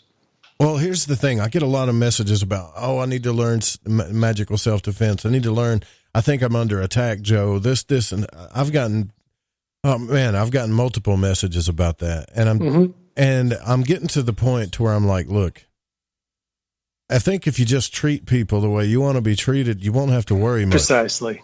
If you're nice, if you're a good person and you can hold your sanity and look for happiness, it won't affect you. Most of it comes from your mind. Yeah. Most of it means that, I'm not saying that attacking people magically is not a thing. It is a thing. But why put yourself in the position that somebody wants to attack you? Exactly. I mean, I think any type of psychic or magical self-protection is good. I think it's good to do it regularly, actually, but to worry about it and focus on it and dwell on it, you can wrap yourself around the chain with that stuff. That's what they want you to do. That's the idea of it, because they'll always tell you that they've done it. Yeah. Yeah, here they don't. They just do it. And then it will have an... Yeah. But, and here also, that's what the Buddha is for. The Buddha is the ultimate refuge for all like that. Right. He's the one. Yeah, there are other forms of protection. I wear a form of protection. But the main form of protection is, first of all, to be happy, and secondly, really try not to piss people off. Right, that's it. And hey, speaking of that, I mentioned that at the beginning of the show when I was learning about animism, because when I learn about any isms or ideas, I don't always just throw them out, because there may be some real factual stuff to it. And when it comes to animism, I'm thinking, what have I pissed off in my life? I've littered, I've cut grass, I've killed animals, I've chopped down trees. Have I pissed off the nature spirits, or is that even a thing? Well, it's kind of too late. Yeah, you got that right. That's exactly what I was thinking. You've just got to turn the corner. Stop littering. Yeah. And, if we eat meat, it's fine. You can eat meat. But, if you want to be really clean, stop. If you're going to be cruel to animals, you really need to take a look at yourself. Yeah. This is not rocket science. We all know if we stop making excuses to ourselves. We know what's right and what is wrong. We know what we should do and what we shouldn't. And it's just a matter of being self-aware enough and honest enough with yourself as well. And yes, everybody makes a mess of stuff. It's part of the human condition. Sin is a natural part of everything we do. Don't dwell on it, move on, and improve yourself. Yeah, I have a hard time with certain people, Peter, to be honest with you. Like, I don't let my cat go outside anymore because there's rednecks around here that I actually tried to kill it. And I know they did it just for fun. And my cat is nice, and he'll come up to you and just love on you if you call him to you. He doesn't even have to know you. And there's people that live out here that do those types of things. And I've never thrown a curse on anybody. But when that happened, when I had to take him to the vet and dig a .22 bullet out of his back, I was really thinking about it at that time. Thinking, you bastards, you don't have a clue what you're doing. Well, you see, the Thais would do one of two or three things: either shoot you, or they would ignore you and just think you're very lost, and maybe even be kind to you, but wishy-washy. This ain't kind of allowing people to walk over you. Yeah. If it continued, they would do something about it. Buddhism is about. And all these practices are about you becoming stronger, not weaker, not fluffy. Right. Yeah, I mean, it's about strength. I'm all kinds of fluffy right now, to be honest with you.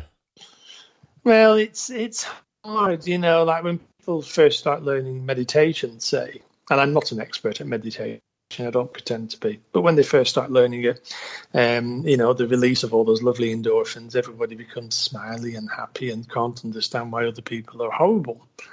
And it really upset them. Well, eventually you move on from that and understand people are like that, but be so rock solid they might not want to do it to you or do anything bad to you. Yeah, it's kind of a progress that we put out stuff that other people can latch onto and worm away in or just be awful individuals. Eventually, there are ways where you can avoid that without resorting to anything else. Just improve yourself and things naturally start to get easier, and people will naturally not mess with you. Do the Ajarns, do they go out? I mean, there's this notion, and I don't know, it's preconceived probably, that they don't go out in society, that they're hidden away in some hill or monastery or something. But do they blend in society just like normal everyday people? I had a very funny experience. Ajaan was going to go to China to visit and do some magic for a particular establishment in one part of China. And we had to take him shopping to get some warm clothes because this was around New Year. You've probably never seen anybody as fish out of water as Ajaan when we were in the shopping centre. I don't think he'd ever been to one before. It's not part of his existence. You know what I mean? So other people are more sociable. They go out to all sorts of different things. Most of them don't drink, by the way. It's part of the precepts. Some do, and that's up to them. Yeah. And I think it just depends on the people, on the person. Everyone's different. Yeah. Everybody's different. Well, that's new to me because every Buddhist I've ever met in my entire life, especially some of the parties I went to, they would just get me completely drunk out of my mind. They'd get upset if you didn't drink with them. I'm like, no, I can't do it no more. Take another shot. Come on, I can't do it no more. You know, and it's the same. It's the same here as well. But I mean, I don't drink very much anymore. I can't be bothered. Really, as part of the precept, meant to drink. It's one of the precepts. No intoxicants. Yeah, but come on, some of us are younger than others, and I've never counted weed in anything like that myself. And it's really about what you want to do, what you think are the limits, and it's stopping some stuff but continuing others is just part of the same journey anyway. Eventually, you end up in a position where you might hold all the precepts. Right. It can just take us a bit longer. It doesn't matter. Just do the process and understand is the important thing. Have you, just out of curiosity, there was this sound that I've played on the show. And I wanted you to hear it. And maybe, I don't know if you could tell me what this is. You may not know, you may know, but I have to try. Okay. Because, I did hear you on another show where you said Thai people don't really like going in caves much, right? Mm-hmm. But I'm still going to try to see if I can. I'm going to have to turn this up for you here. Now, this is a clip we've played before. It's just a guy walking in a cave, and he's actually, it takes 12 minutes before he ever gets to this point. But I'll go ahead and play it here. Where some of these boards are bending. Do you hear that? Sounds like, what, is that wind? I don't know if you can hear that on the camera.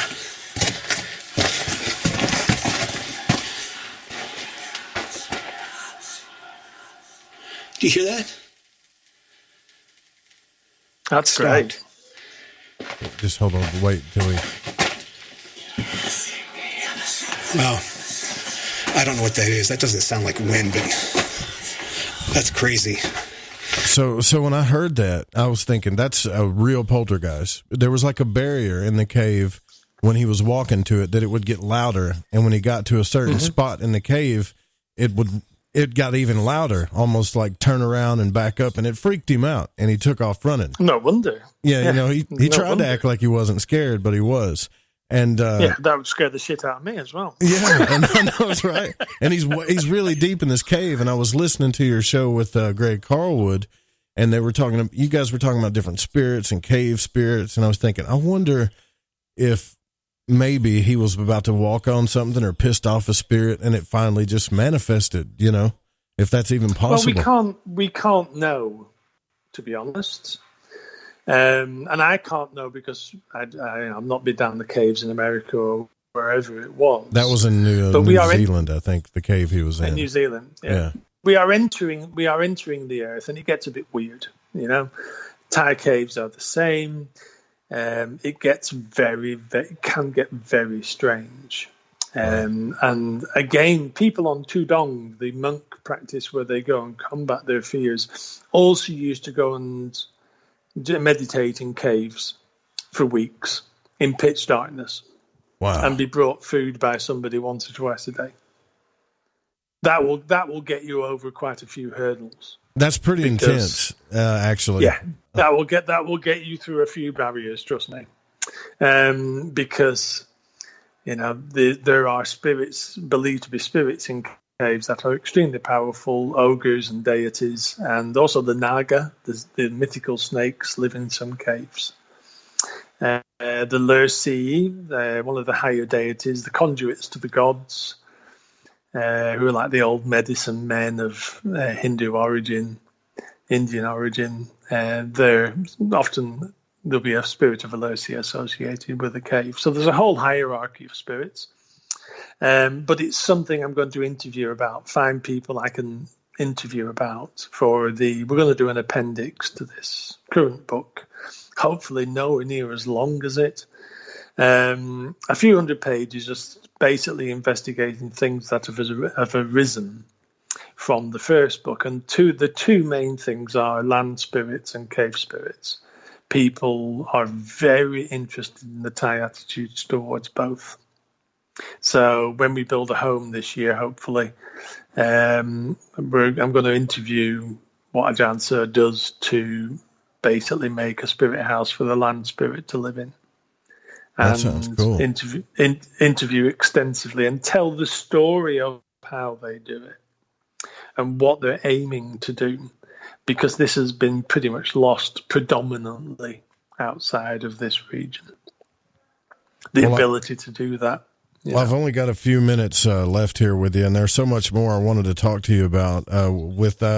We do got to take this break here, but when we come back, I did want to talk to you about the tattoos and the spirit houses, and then I will let you get back to it. But this has been a fascinating conversation. You guys go check it out, the Thai Occult.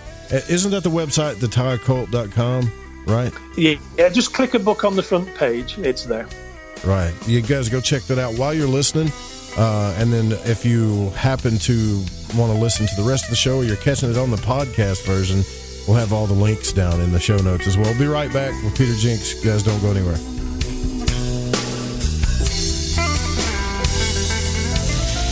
The truth is out there. There's something out here. And so are we. KTOK Digital Broadcasting, The Fringe FM.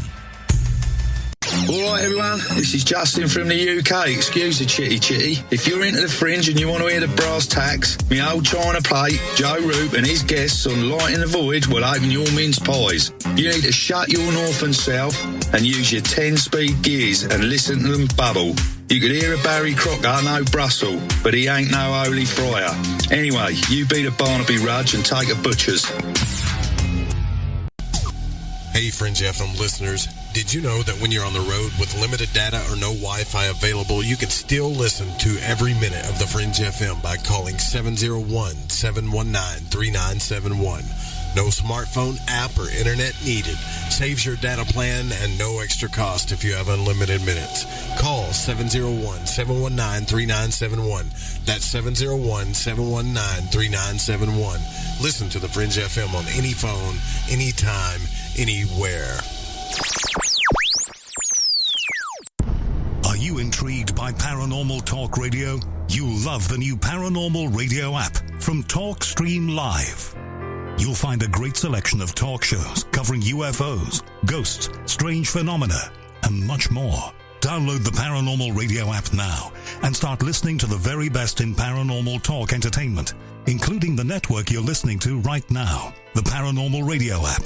Free in Google Play and the iOS App Store. Your home has needs. It needs a healthy, dry environment all year round. Start by getting rid of the worst air in the basement and crawl space, where the problems begin and make the whole house sick. Introducing the new Smart Wave Ventilation Unit. It has advanced technologies to continuously reduce moisture, mold, and odors, and expel radon, gases, and pollutants. And now, Wave units include carbon monoxide detection to automatically expel air at a high rate and send you an alert. It also has an app so you can remotely monitor the conditions. Wave is a comprehensive, maintenance-free, affordable solution that will transform your entire home. Protect your home and family with what it needs. Give it a new smart Wave ventilation unit. For more information, call 888-717-WAVE. That's 888-717-WAVE. Or go to dryhealthyhome.com. That's dryhealthyhome.com. Wave Home Solutions for a healthy, comfortable home.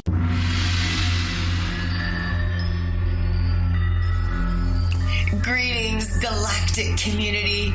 This is Suzanne Ross, host of Sci-Spy Radio, every Wednesday evening from 5 to 7 p.m. Pacific. Join me for this brand new show featuring a revolutionary new genre, Sci-Spy, merging science and spirituality to give us answers to the greatest mysteries of creation. Together, scientific discovery and spiritual revelation reveal the truth about who we are, where we came from, why we're here, and where we're going. Tune in to Sci-Spy Radio every Wednesday from 5 to 7 p.m. Pacific and discover the truth for yourself at thefringe.fm. You're listening to Lighting the Void Radio. Times are changing. The circus of politics, healthcare's low standards and high prices, and let's not forget food quality. What to do? Arm yourself with Life Change Tea at getthetea.com. In a world of chemical imbalance and poor air and water quality, it's time you make a move. Log on to getthetea.com and stock up on organic non-GMO supplements. Don't forget the tea. Cleansing your body never felt so good. And we have a brand new tea called Takedown Tea, which helps support healthy glucose. All natural body support so you can be at your best, naturally. All you have to do is log on to getthetea.com. That's getthetea.com. We're not a fad that comes and goes. We are the real deal. Join us and armor up. Getthetea.com. That's getthetea.com. Changing America's health one tea bag at a time. Follow The Fringe FM on Facebook and Twitter at The Fringe FM. The Fringe FM loves hearing from you. Have a suggestion, comment, or question? We're all ears. Email talkback@thefringe.fm. Do you want to lose weight but have no idea where to begin? The Fast Start Diet, a 3-day weight loss plan, is the answer. 3 days of nutritionally balanced, calorie-restricted meals delivered right to your door. No shopping, no measuring, and no cooking. Everything is prepared for you and ready to eat at home or on the go. The Fast Start Diet has all the amazing benefits of intermittent fasting without starving. We've helped thousands of people who have struggled to reach their weight loss goals. Isn't it time we helped you? With the Fast Start Diet, you'll lose weight and feel great. Find us on Amazon or go to faststartdiet.com and use promo code POWERSAVE to get 10% off your first box. And as a special bonus, we will include our #1 rated appetite suppressant spray free with your order. Whatever your diet plans are, start with us at faststartdiet.com and use promo code POWERSAVE.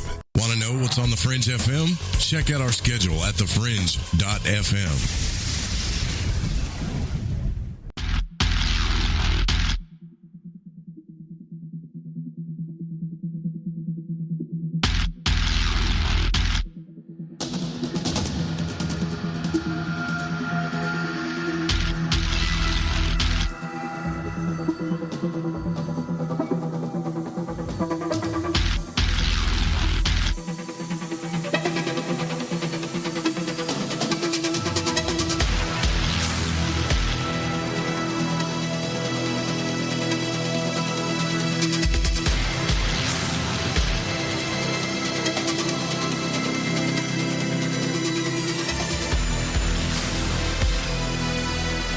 Oh man, welcome back to Lighting the Void. We're talking about magic tonight. Serious magic, actually. The Thai occult. It's all pretty serious, but this is something new to me, and it should be new to everybody. If you checked out this book, if you checked out the website, grab the book and you'll see exactly what I'm talking about. When Peter says it's kind of alien or an alien type of language, it really is, but it is cool, and it's been around for a long time apparently, and it makes me think about, Peter, you know, who's using this stuff. And when I say this stuff, there was a quote that you said on another show one time that really got my attention, and it made me think a lot. Mm-hmm. You said, you know, it isn't really the middle class that use magic. A lot of times it's the poor and the rich, because both are a little bit paranoid and insecure. And you meant that in every way, every good way possible, but you were being honest about it, right? Because, well, like an insecurity towards their existence. You know, very rich people, it's very easy to take a fall. Very poor people, it's just a daily struggle. Yeah, and even governments. There was even a department for magical knowledge up until about 1837, if I remember correctly, and there was another department for war magic in Thailand. Really? And there's even, the war magic, big subject, because the Thais believe a war can be won before you even fight. That's fascinating. I was discussing, how about this one? I was doing an interview with a dancer about strange satyan, the magical tattoos. And we were talking, he was telling me about the old Lana, the northern Thailand, used to be a kingdom called Lana, the old Lana way of 7 levels of tattoo, and each level had a rod. And we got onto a conversation about tattoos for war. And he knows a tattoo, which he will not share with anybody, won't show it to anybody, that they used to give warriors that basically would die if they died for the country in war, they would come back as a vengeful attack the people who are attacking the country. So if he died in war, sorry, you broke up just a little bit. If he died in war, what would happen again? He would come back as a vengeful ghost and attack the people they were fighting. Oh, okay. Yeah. And so he would come back as a very, very strong ghost, and the magical tattoo would aid him in coming back and still fighting for the country. See, and also, sorry. Well, see, that stuff kind of, when you hear stuff like that, though, you think, man, there's no way that could happen, that a ghost could come back and take vengeance on somebody. But yet you read a lot of stories about it, don't you? So the protection for cities here involves ghosts. There is a city pillar in Bangkok, which is actually very close to the Grand Palace. Anybody can pop in and visit. And when that city pillar was inaugurated, when they moved the capital from across the river over to Bangkok, they looked at the astrology for the people who could be put into the hole of the city pillar. And they called for people of 2 or 3 names, but the people who came forward had to have no criminal record, no tattoos, things like that, just ordinary working people. And they were taken care of by the government and royal family. And the family was paid for them to be put in that hole, and the pillar dropped on them and kill them. And their ghost would forever take care of the city. And this included pregnant women. Yeah, so basically, the country magic, the government magic, the magic of the organization that runs this region had a way of producing the necessary ghosts that could be used to protect the city itself. Wow. And see, to me, that validates an idea that certain people protect things like that, even in power. For example, in the West, we have the Pentagon, right? Well, why in the world would they make that building the shape of a pentagon? You wonder about that. Why did they do that? The building about war, and they made it the shape of a pentagon. It could have just been a rectangle, but on the Tree of Life, the pentagon represents war, or Gabura, severity and the war energy. And I'm like, somebody did that on purpose, And could be using that energy to this day to help them win wars. I mean, I think we didn't really win Vietnam, but we've been pretty successful at winning, when it comes to wars, I would say. And I wonder if sometimes if they've just tapped into that stuff. Well, I don't know. It's a big question, but here they, like the British have, we've been very, very good at killing lots of people and taking over and stealing. Very good at stealing, the British. Expert at it, best in the world. But here there is a whole branch of magic that at the moment is away in the cupboard. It's been put away. The war magic is terrible. Yeah, it is skull pieces that can kill others. It is the use of curses to torture other people, to send them insane. Anything that can be done in those desperate circumstances.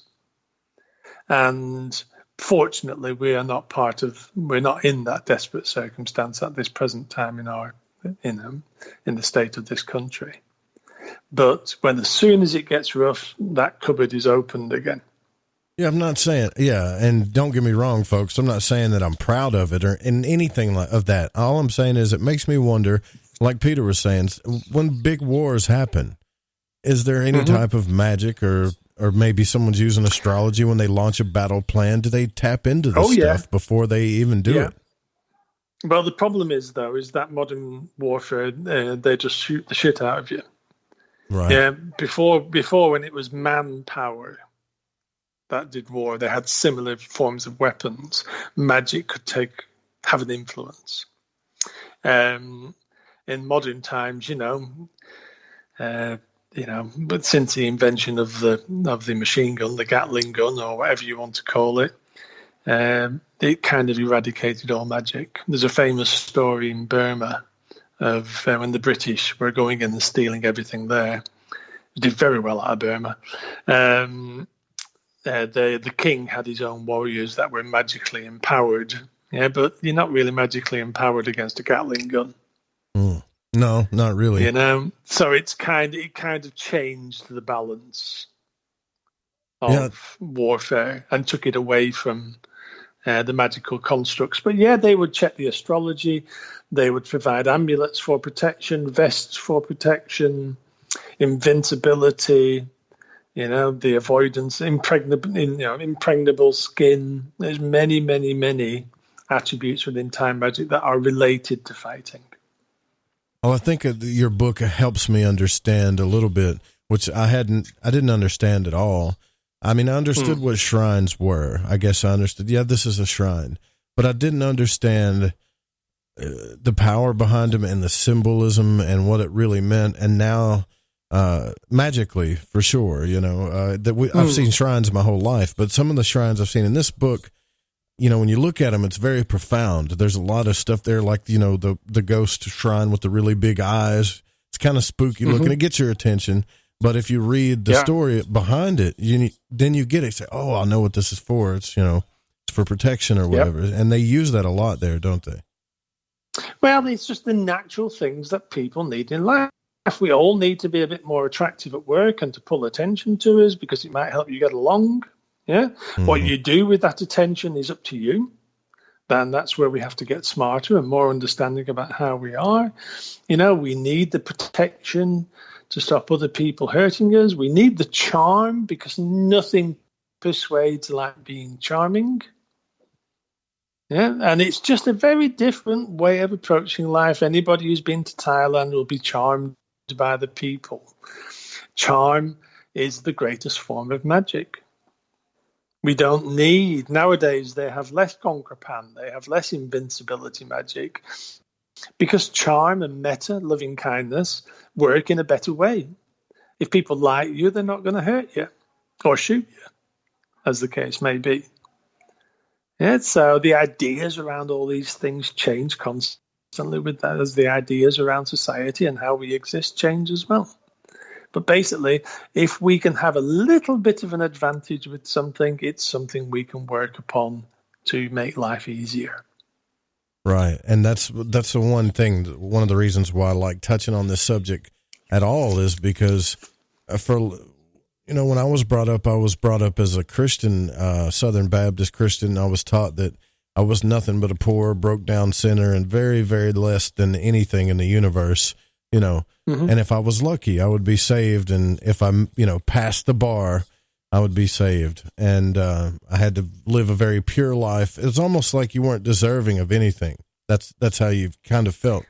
Yeah, it's unfortunate. I regard it as a little unfortunate because I think we could all be a bit nicer to ourselves. Right. And then when you, to be honest, and then a bit nicer to other people at the same time. And that's not a hippie concept. It's not being fluffy or anything else. But if we can actually address each other in the correct manner with politeness, it is amazing the reaction you get back. Yeah, for sure.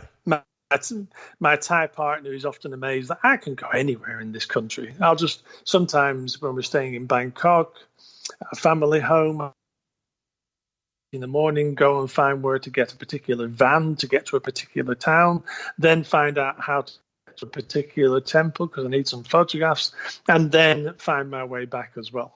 And be home by like 9:30. And Bond's sister's often like, how do you do it? That's just by being nice to people.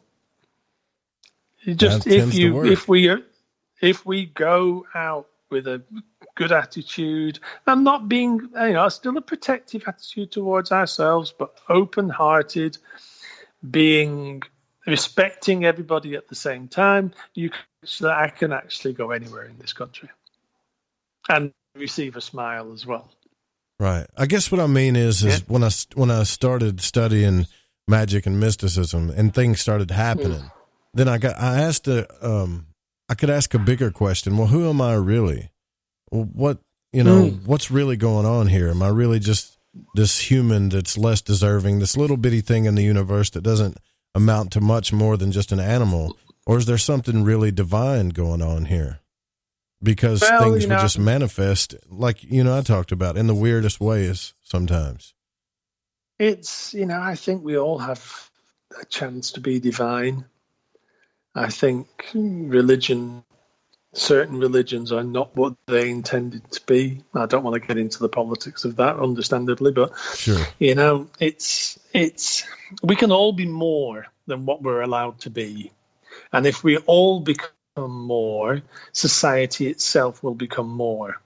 I think that's the best way that's a good way of putting it. But we have to be allowed to become more, whereby we feel confident enough and loved enough to be able to become more. And that would change the world, which is why I agree with Gordon. He believes that magic is rising at this time because the world needs it.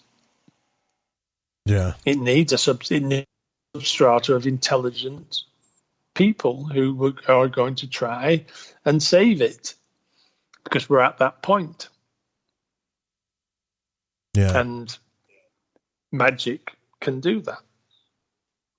Yeah, and I've never been able to, explain the universe. And I've always pondered the greatest mysteries where most people would look at me and go, that's just stupid. Why do you think about that stuff? You're never going to know. And I'm starting to think that maybe magic is an explanation for a lot of it. Maybe, we'd like to think this is all natural and technical and everything has a function and everything has a purpose. But there actually could be a bit of magic behind this whole thing. I think it's just intended to be the way it is, and we have to work to constantly change our opinion of it and our view of it. Because by changing constantly and by improving ourselves, we can clarify the view. Yeah. And eventually start deciding on what we allow into our lives and what we don't. Yeah, it's about samadhi. Focus can also be called clarity. It can be called many, many, many different things. But in the end, it gives you the choice and the openness and the understanding to make a way through your life that you prefer or appreciate in a better way. And with that comes an appreciation of yourself. I'm not saying we all become egotistical maniacs, but we can still appreciate what we are and what we can achieve. And through that, we can choose how to live. We can choose when to be kind. We can choose who to let into our lives. We can choose our direction. And that changes everything when we get to that point.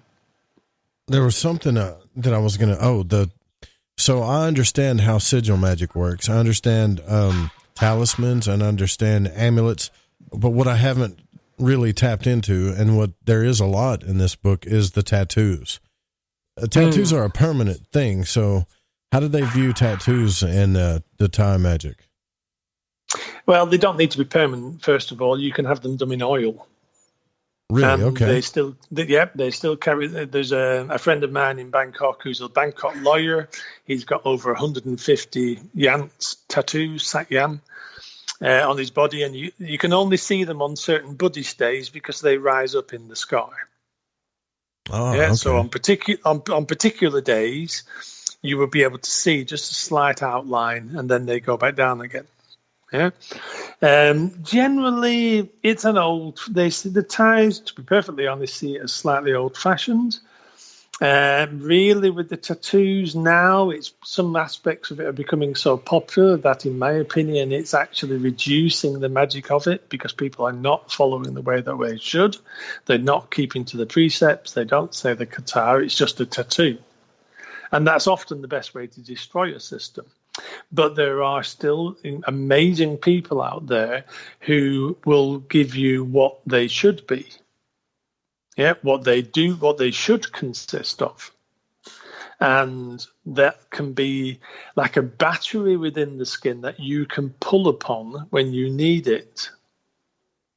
Yeah, so I was having this similar conversation with a friend recently. It's like, how do you use your tattoos? I said, well, they're there for you when you have enough samadhi to understand what is the tattoo is for and what it can give you. So you can turn them on and off at will. Yeah, so if I need protection in an area, I've got certain tattoos for that, and I can turn them on.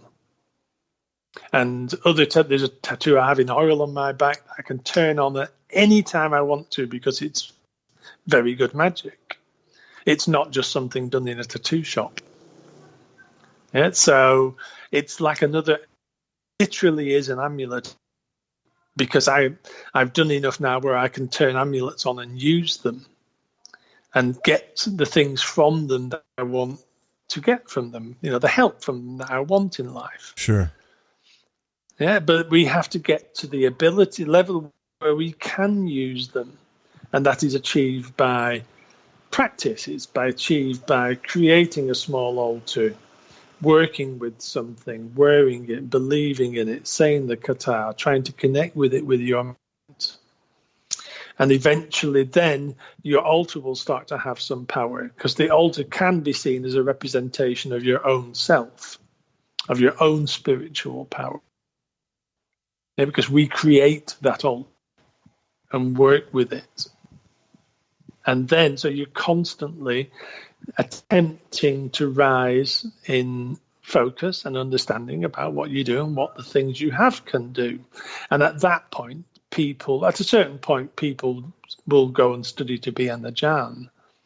Up until that point, they will work with the things that they can get from the Ajaan and learn about themselves and learn about how to use these things. So it's a very unusual way that process is unusual here, whereby I think it's unusual in magic. I'm not an expert in other forms of magic, but it's unusual whereby the door is opened by the magicians and we can walk and learn how to become magic ourselves through these items. And eventually, when we get to a certain point, we may decide to go and do more. And some, very few, learn how to do them as well. Yeah, that kind of reminds me, like Eric's right in the chat room, it kind of reminds me of the Maori. I don't know if I'm saying that right. The Maori tribe that Laird Scranton wrote about, which he's been on the show, is a fascinating guy too. But I hope you're right, and I hope Gordon's right, because I don't want people to think that we talk about magic so much, people think that I'm trying to lead some type of magical movement or carry a torch for magic. But I think it would be I think it would be cool to introduce it in every way a bit more on the planet, because we want things over here like free energy and solar and wind, and everybody talks about, we have the technology. Yeah. Why don't we do this stuff? Well, I think until we change our attitudes, none of it's really going to happen.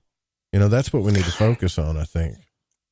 I think we just need the choices, which is what you're doing, isn't it? You're providing a choice of ways to exist for people. Right. And this is going on to such a degree that, it just shows the level of mess that we're in, because we're all looking for different choices. And that circles back around to exactly what Gordon was saying. Eventually, these choices towards some people choosing magic will help save the planet. And I firmly believe the same thing after he explained his thoughts. It's like, well, yeah, why is this all rising at this time? There's reasons for it. There must be. And we need choices, because the state of the things out there is really unpleasant. And a lot of people cannot deal with it. So we have to, see what is available. It's a bit like growing up as a kid, really, Joe. And I'm sure you had the same experiences as I did.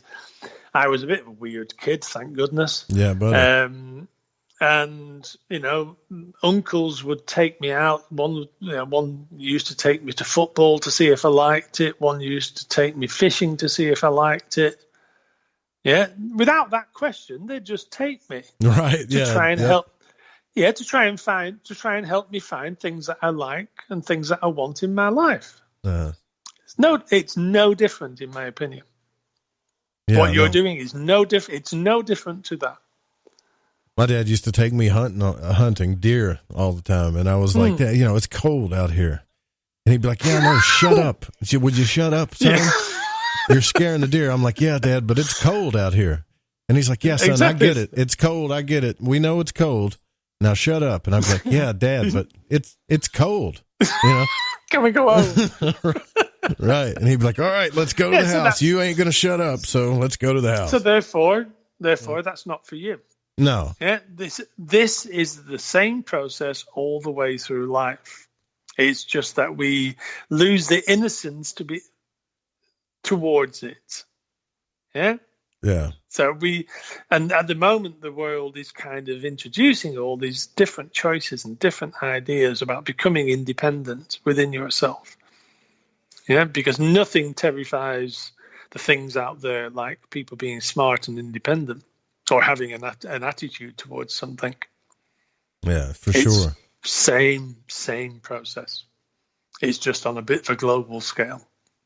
Well, I can definitely tell that studying this and being around it and having it such a big part of your life has really helped you. It's helped you find your place, Yes. Well, it continued to help me find my place. I've had a pretty unusual life, and my mum always says, we don't know where we got you from. And I think, it's just part of the unfolding of life for me, because I've always led an unusual existence. And I think also I was always meant to be here at this time for this, Yeah, I don't, man, I know we're on the top of the third hour already. I got to take a news break here, but I wanted to talk a little bit about the ideas. We'll get into the ideas sometimes instead of stories, but that's okay.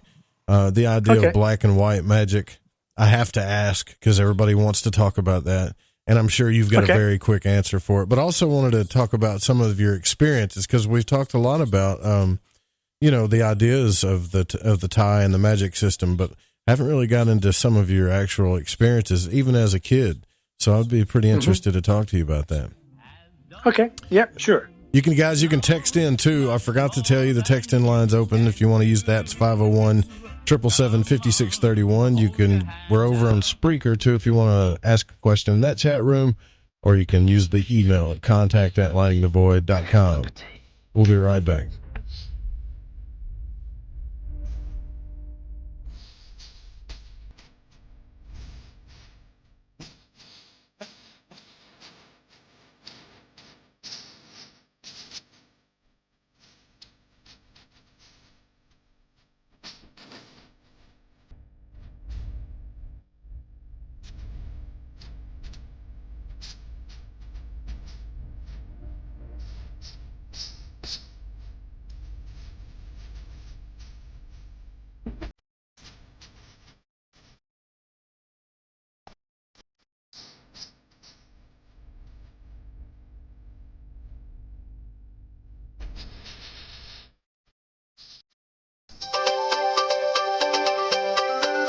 This is Paranormal News. I'm John Jeter. Seems like anymore, not a week goes by without hearing reports of more booms and screeching. A loud boom hit 4 counties in eastern Kentucky on the night of January 22nd. I have no idea where it came from. That is the mystery. Jackson County 911 posted on Facebook, "No, it's not a conspiracy, and no, we are not hiding anything." Okay, then what was it? Could be Ghostbusters. I don't know. I have no clue what this is. And there's the reports this week of rumbling in the skies of Arkansas. Joe Roop of Lighting the Void told Jeremy he heard it too. I kind of shrugged it off, which I don't know why I did, until people started reporting to our local news here at Fox 16 that everybody heard this stuff. And they said the same thing. It was a rumble. It lasted for a very long time. It sounded like a plane at first, and then it just kept humming. It shook things and vibrated things. It's weird. You go outside and you don't see anything in the sky, but it sounds like something's 100 feet above you. And in Salisbury, North Carolina, dogs and coyotes were howling when a loud noise that reportedly sounded like a combination of locomotive and space shuttle taking off lasted for about 5 minutes late on the evening of January 16th. And again, local authorities are clueless, or they're doing one good acting job. This series of events sounds like way more than a coincidence to us here at Into the Paranormal. Talk about creepy. In the woods of Mocksville, North Carolina, glowing blood-red eyes are staring back at witnesses, with some calling animal control, believing they've seen Bigfoot. Here's a handsome, dark-haired fellow with huge arms that stands on Pine Ridge Road. During the day, it's clear to see it's a wooden statue, but at night, people are mistaking it for Mr. Squatch. The Davie County Animal Shelter is telling people not to call 911, as they have been doing. They're hoping a little publicity might get things to quiet down a bit. You'll find these stories at ParanormalRadio.com. I'm John Jeter, and this is Paranormal News. From Studio 303, it's the Stranger Than Fiction News right here on the Fringe FM, bringing light to the stories that surround us. Loud earth-shaking boom reported in 4 counties in southeastern Kentucky. The Jackson County Sheriff's Office is investigating after a loud boom was heard by several people last Tuesday night. Officials say the boom was heard in Madison County and Rockcastle County as well. They say they do not know what the noise was and are trying to figure it out. It will be like finding a needle in a haystack. Devonna Hizzle lives in the northern part of the county. She says the mysterious boom shook the foundation of her house and scared a few of her neighbors. We've all had it shake the house before, but not this much. We've had a little dog that jumped, and that's never happened before. So it seems that this isn't the only time folks have heard a loud boom in this area. We did go to the Jackson County 911 Facebook page to look at some of the comments about this loud boom. Many locals speculated, but each offers no real resolution as to why this happened. Source, BendedReality.com. And an Area 51 Fastwalker UFO recorded by a drone. Brian Hensley posted footage taken of a UFO sighting on January 9th of 2019. But the actual event took place on October of 2016 in Beaver, Utah, which is just a couple hours away by car from Area 51. The first original footage shows the actual speed of the moving object at incredible speed, but the second footage is slowed down to allow the viewer to be able to see the object. Given that the UFO Fastwalker was filmed near Area 51, it is quite possible that the object, which is very similar to other Fastwalkers that fly through our atmosphere, belongs to one of their secret projects. However, this cannot rule out that it could be of ET origin. Again, posted by BendedReality.com.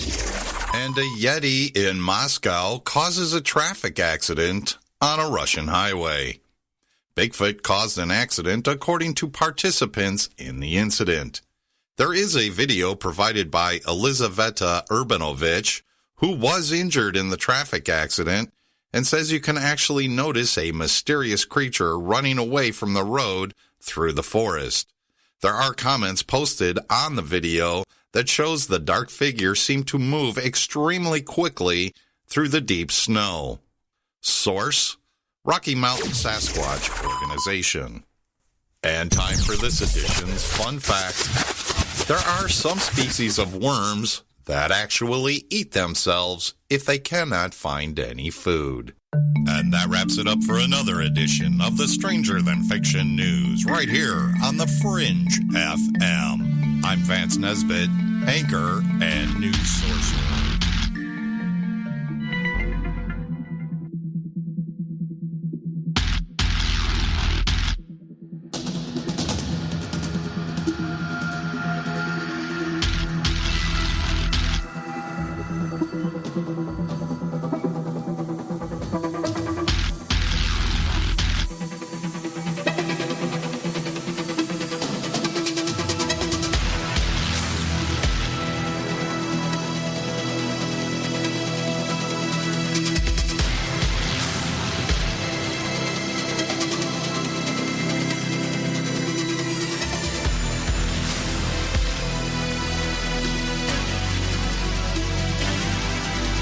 Well, this is definitely the first time that we've delved into a magical system from the East, from Thailand, and it's really, really profound. I got to tell you guys, when I got this book, The Thai Occult, I got it in the mail, and the cool thing is I was my son gets the mail, and he gets the mail and he brings it in the house, and he says, "Hey, Dad, you got mail," and I'm like, "Wow, this is a thick book here." And it was this book. And when I got it, I was kind of half asleep, half awake, so my eyes were blurry. And what I saw when I opened the book, Peter, was some of the, what is it? And you'll have to correct me on this, but it was the shrines that talk about the hell area of all this. Yeah. Yeah. Hell gardens. The hell gardens, that's it. Yeah, and they're a lovely thing. They're all over this. There's about 8 or 10 in Thailand. Hell gardens. Think about that, though, right? When I first saw this, they had like hooks and stuff through kids, but not real kids. But in my mind, when my brain looked at it, it looked like real children at first, and I slammed the book shut, and I was like, "What the hell is this?" And I looked at Corbin. He's like, "What's wrong?" And I said, "Just go outside for a second." And I had to keep rubbing my eyes, and I was like, "Oh, that's not real." Okay, whew, it scared me. Well, the funny thing is, I was at that Hell Garden, which is near to Chiang Mai, where I live.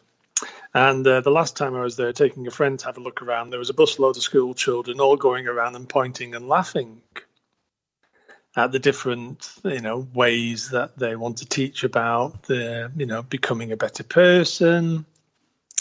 Not making too many terrible mistakes in life. And, if we do make the mistakes, trying to find sanctuary within meditation and Buddhism and, just the normal things of a philosophy / religion. Yeah, because they are selling the what. So there is a structure towards Buddhism, but Buddhism itself is a philosophy. And they're great fun, these things, and there's all sorts of images of ghosts. There's ghosts pictures in the book as well. There's various styles of afterlife shown in there, and the terrible nature of what we can do to ourselves. Yeah, I think they do a really good job at getting the message across and getting your attention. Yeah, it's fun. Yeah. It's fun. And there's some old ones and new ones as well.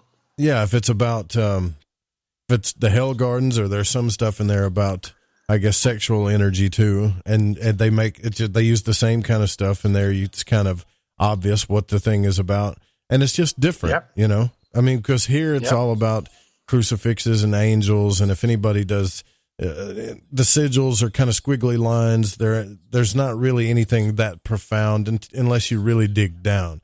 But there, it just seems like it's just kind of a way of life. Well, life's life, and we all mess up. Yeah. And we all get temptations. We all fall off the rails sometimes.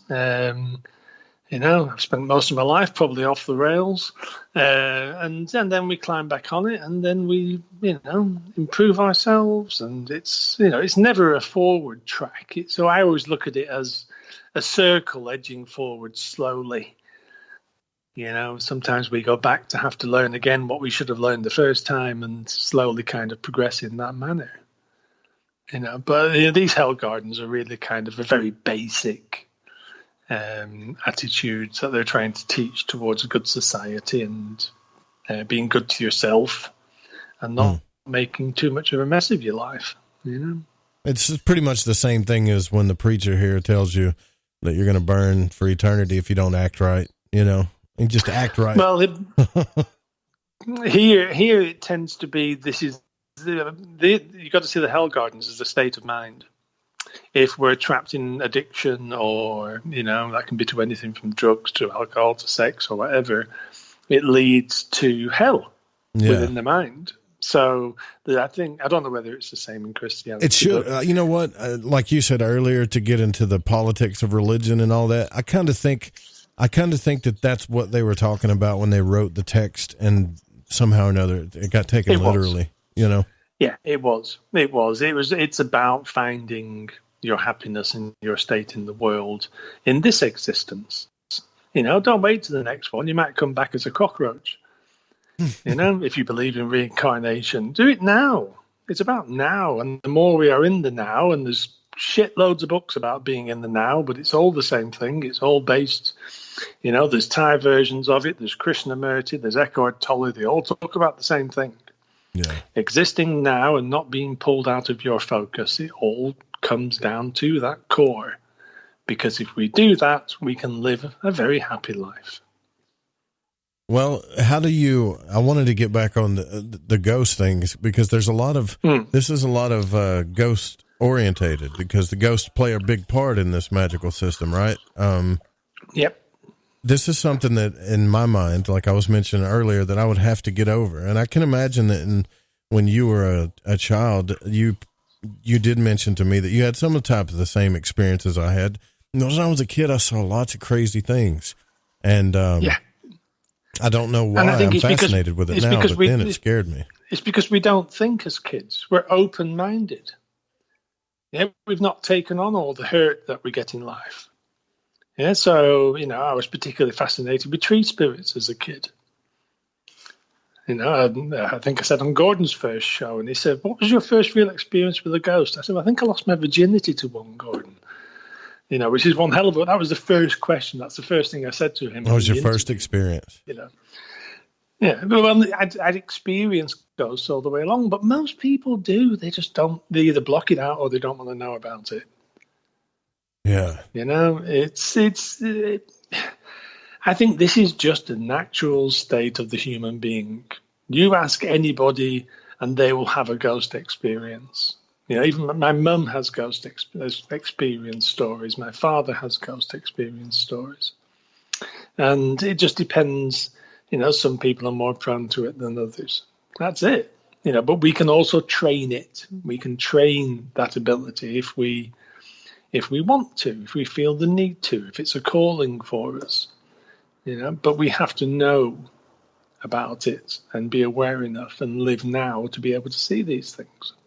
Yeah, I wonder if that's why I think about that sometimes. Because when I was 8 years old, around 8 years old, I was living at my grandmother's house, and the back stairs went up to my bedroom. I lived at there was 3 stories, and I lived at the very top of the house. And sometimes when we're dreaming, how we don't know we're dreaming, or we could be out of body for all we know. Then when you're a kid, you really don't know. And this Elvira type looking woman figure came up the steps and just grabbed me and pulled me towards her. And I'm like, what the hell is she doing? And, some natural things happened to me. It's kind of embarrassing to say that never happened before. And I woke up thinking, man, what the hell was that? And it wasn't until I started studying like Robert Monroe and astral travel and all this stuff that I just now realized that, maybe a ghost had their way with me. I think wet dreams and when we I think they're all related. Yeah. Yeah, and because also if you read a book like Martin Coleman, communing with the spirits. He lives here, whereby there are 3 forms of influence on us. Our own thoughts, which hopefully will be instincts in at some point or the other, because we can do terrible things to ourselves with our. 2 is the influence of ghosts whispering in our brain, and 3 is astrology. And I think most magical forms would agree with that. But we see, we don't know. We're not aware enough to know which thing is influencing us. We have to do a lot of work to be able to feel which one it is, whether it's ourselves, whether it's a spiritual influence, or whether it's astrology. And that takes a lot of work. I must talk to Gordon about that when I meet him, actually, see what he says. Because, finding a way through that can become a path to a very rewarding life, in my opinion, because we can get more of a sense of what we are. And if we can do that, we can control the life or have an effect on our lives in a better way. Yeah, I kind of wish, I know it's not very practical, but I kind of wish I would have journaled since I was a kid about that stuff. Well, I think sometimes some stuff we're best forgetting. Yeah, right. And if it's important enough, we'll remember it. You know what I mean? It just is. Well, I can tell you, I hope that you make, I've been thinking about the whole time we've been talking about you laying in a grave, in a pit. Oh, it's the cremation pit. Yeah, it's a cremation pit. It's like it's got very straight walls up, and it steps down at each side, and you can walk into either end. And it's for local cremations, and they will place the body with wood on top of it, and then normally they'll bring the body to the cremation grounds in either a car or on a truck, and it has like a top. That's a very fancy tire-looking top above the coffin, and they put that on top of the fire to keep the heat in, and they actually work better. Ajaan Ding is an undertaker, a traditional undertaker, and he's learned a lot of his magic through that, because there's magic in undertaking.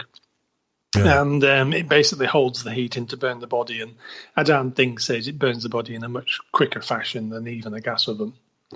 And there is a practice for samadhi, and it relates to what we were talking about earlier, where you'll go, Ajahn Sir describes it as sitting in the actual cremation pit, doing a couple of hours of meditation, and then sleeping there until the morning. You think you're up for that? I don't know yet. Sounds a bit extreme, doesn't it? Yeah. But yeah, well, let's see where we are next year. Because it's normally done in the cold season, so there's not many mosquitoes. But I need to get to know that cremation area better. I need to know what's there. And, we're off there tonight, actually. I'm going to go and help Ajaan and do a ritual that somebody's asked me to do for them. And if I feel comfortable enough, yeah, why not? If I wait another year, I'll wait another year. It doesn't matter. It's when it happens. At some point, if it does, and then we will deal with that as it comes along. It'll be an interesting experience, I think. You are brave. To me, you're a very brave man. Well, bravery and foolhardy are probably very close together. But if I do it, I'm not saying I will, it will be at the right time to do it, and then we will take it from there. I think it would be very interesting. Is that, you think that's the right way to go about magic as a whole? Because I've kind of looked at it that way. It's kind of like a trial and error scientific method type thing. Well, you've got to be what you play with. There is a natural guidance here where we're being provided with the tools to practice the magic at first, rather than producing the tools ourselves. Producing a tool itself is more dangerous than actually using one of the tools that's been given to you, because it will automatically be controlled.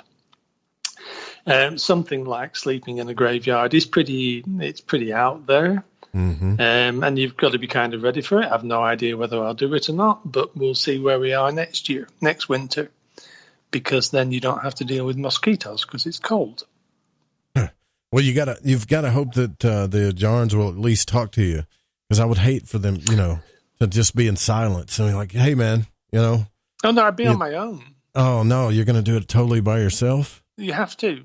Oh my gosh, that's the idea. Yeah, that's the idea. You go and you deal with it, and then you come back, which is extremely traditional. You're not even going to take a video camera with you? That's what the monks who went on Tudong did. They went and slept in the graveyard on their own. I wish I could understand this a little bit more. I think, I think I'm just too afraid of the dark, Peter. If I go out and stand in the dark, in the silence, I go down to the end of my driveway and all the way down to the road where the mailbox is. And if I stand there too long, I'll start hearing stuff, then I got to go back up the driveway. You have to listen to stuff and look at it and keep yourself mentally clear and see what it is. And then kind of make a decision rather than falling prey to the emotions that come. That takes a lot of practice. I might end up, if I do it, I might end up coming home in 20 minutes. You never know. Right. Well, yeah. I gave it a shot. Screaming like a 14-year-old girl running down the street. You know what I mean? But if it happens, I'm not saying it will. It will happen when it's meant to happen. And let's see where it is. If I feel I can do it, I'll do it. I don't have to do it. There's no pressure on me doing it. It's just being offered. The cool thing is, though, is if you make it through that, you got to feel, I would think, you got to feel extremely proud, like you've just accomplished something big, I would think. I think you should be in a position after that just to be more secure. I'm not sure whether pride would come into it. I would be proud of myself. I'd be proud of you too. Even if you're not. Well, you can be proud of me. I'll just try and sit there being a bit zen. Are you going to chant? Can you chant at all? Will that help? You can. Well, you would, if you're going to sit there for a couple of hours before going to sleep, you would be saying Kata. Yeah. Either to yourself and just trying to get yourself into a clear state of mind to be able to sleep. Yeah, I would have to do something because chanting, talking to myself. Because you're going to sleep in a very haunted place. So, you need to be very centered to be able to cope with that. I got to know how that turns out. Will you let me know how that turns out? I will. I'd love to, Joe, if I survive it. I got to know how that turns out. This is a very, very old practice that's pretty unknown. I will receive advice if I decide to do it, and make a decision based on advice, whether I do it or not. So I don't have to do it, but it's a very traditional method within the system of the Ajaan I hang out with. It's part of his magical tradition that they go and do that. Now, in this system, is there like like the sorcerer's apprentice type deal where one person could be maybe your mentor through this whole thing, or you just kind of go as you go along with it? Well, people will be made into what's called a luxit, which is a bit like an apprentice, but it's a kind of a loose term whereby, if you go to an Ajaan to have a few tattoos, you're regarded as a luxit, you're regarded as his devotee. Yeah, but at a higher level, a luxit is trained in to have some sort of spiritual development by the Ajaan they're close to. It's kind of like a probationary period where they see if you're devoted, or maybe you really don't know. I guess, do you? I think basically you're just entering into the world and you deal with whatever comes, or whatever is shown you. Like again with Ajaan Sir, who I'm the closest to, I'm going to go and help him make an amulet soon. And, also document the process, because I would like to do a photography book at some stage that can be available in bookshops worldwide, because, this release is pretty limited. There's only 700 books and it's sold through the internet. This world needs opening more than that. So I take any opportunity to go and photograph any magical process, and also often take part in it as well. There's lots of things we're discussing at the moment about things that we'd like to make. And, so I'm assuming they're not very are they secretive about it? Are they worried that you're writing books? How do they treat that? Well, the books is the story. Okay, when we started this, I explained to them, I don't need the Witcher. I don't want the Witcher. The Witcher is the rules for creation. What the book discusses is the story of the creation. That's a different thing. How to create, you would have to go and study with an Ajaan, one-on-one, for years. So it's not like you're giving away, a cookbook it's got all the rules of how to do everything. It's more like the story and the backstory and what's going on. Yeah, it's how they do it. It's why they do it. It's the story of producing it, where the ideas come from behind it. Yeah, I don't share the kata, and I don't share the practice that comes with it, because all that takes an enormous quantity of samadhi and magical knowledge and actual physical ability to produce magic. I can't demonstrate that in a book. It's impossible.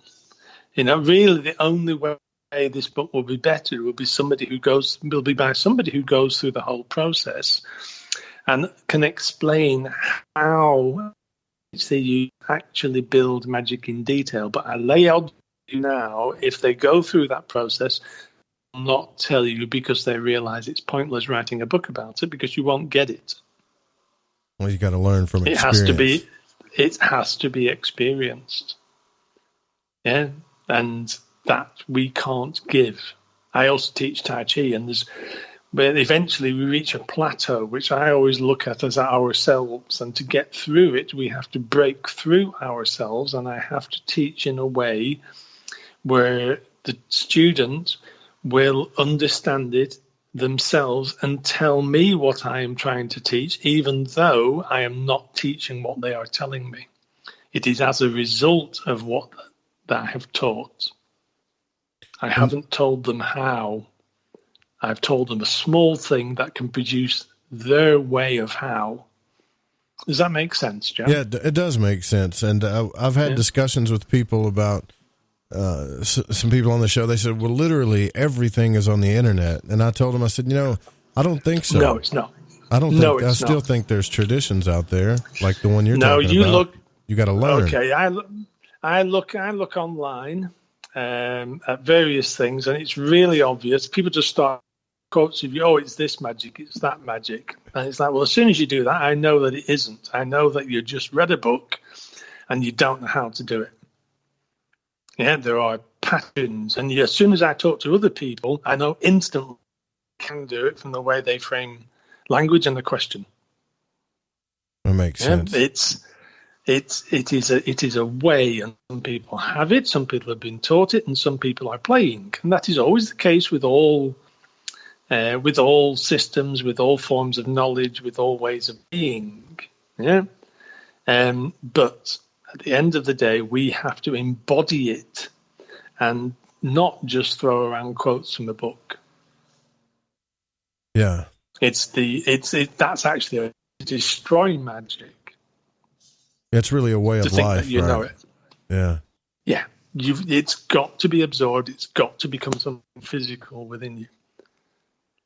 And there's nobody that you know of in the West, like in the U.S. or Canada or any South America, that's teaching this, right?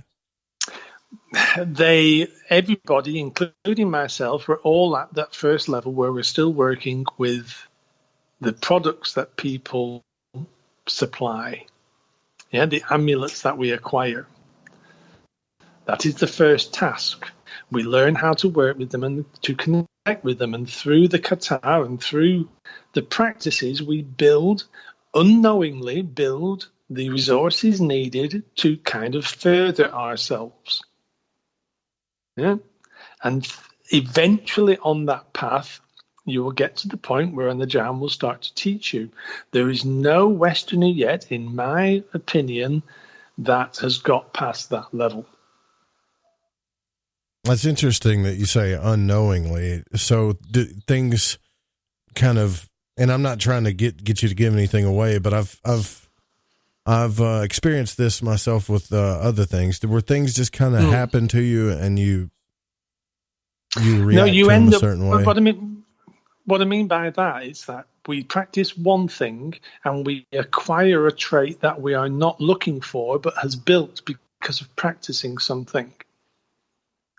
Yeah, it's like the explanation with the Tai Chi I was just describing. We work on one thing and it has results that we do not expect or look for, because if we looked for it, we would be using the mind instead of it just happening. Oh, that's cool. Yeah, so it's like all martial arts and Thai magic are actually very, very close together. Martial artists like Santiago, my mate in Colorado, he got this really quickly. He got the first level. He's in it and really enjoys it. It's changed his life. He's a very happy fellow, wonderful man, and he's a black belt 7th Dan. Because the training is actually very similar. You do it, you don't think about it, shit happens that you did not expect.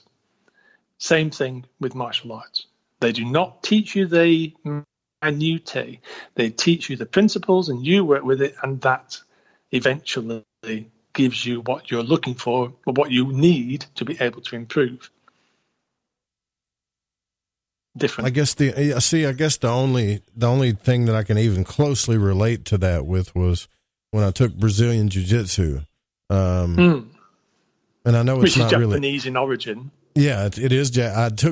I'm a brown and black belt in a Japanese system, but I took Brazilian Jiu-Jitsu, and I don't know, maybe it's not what you're saying at all, but I was able, after a few years, I was able to do certain things and get myself out of certain situations just because my body and mind understood it fundamentally, and I didn't really know how. And you became more sensitive to every single part of your body and other people's pressures on your body, yeah? Yeah. That's not taught to you, that's experience. Right, yeah, see, that makes sense. Yeah, so it's the same thing. So you end up in a position that you did not know you were going to get to. Because if you aimed for that position, you'd never get there because you were focusing on it too much.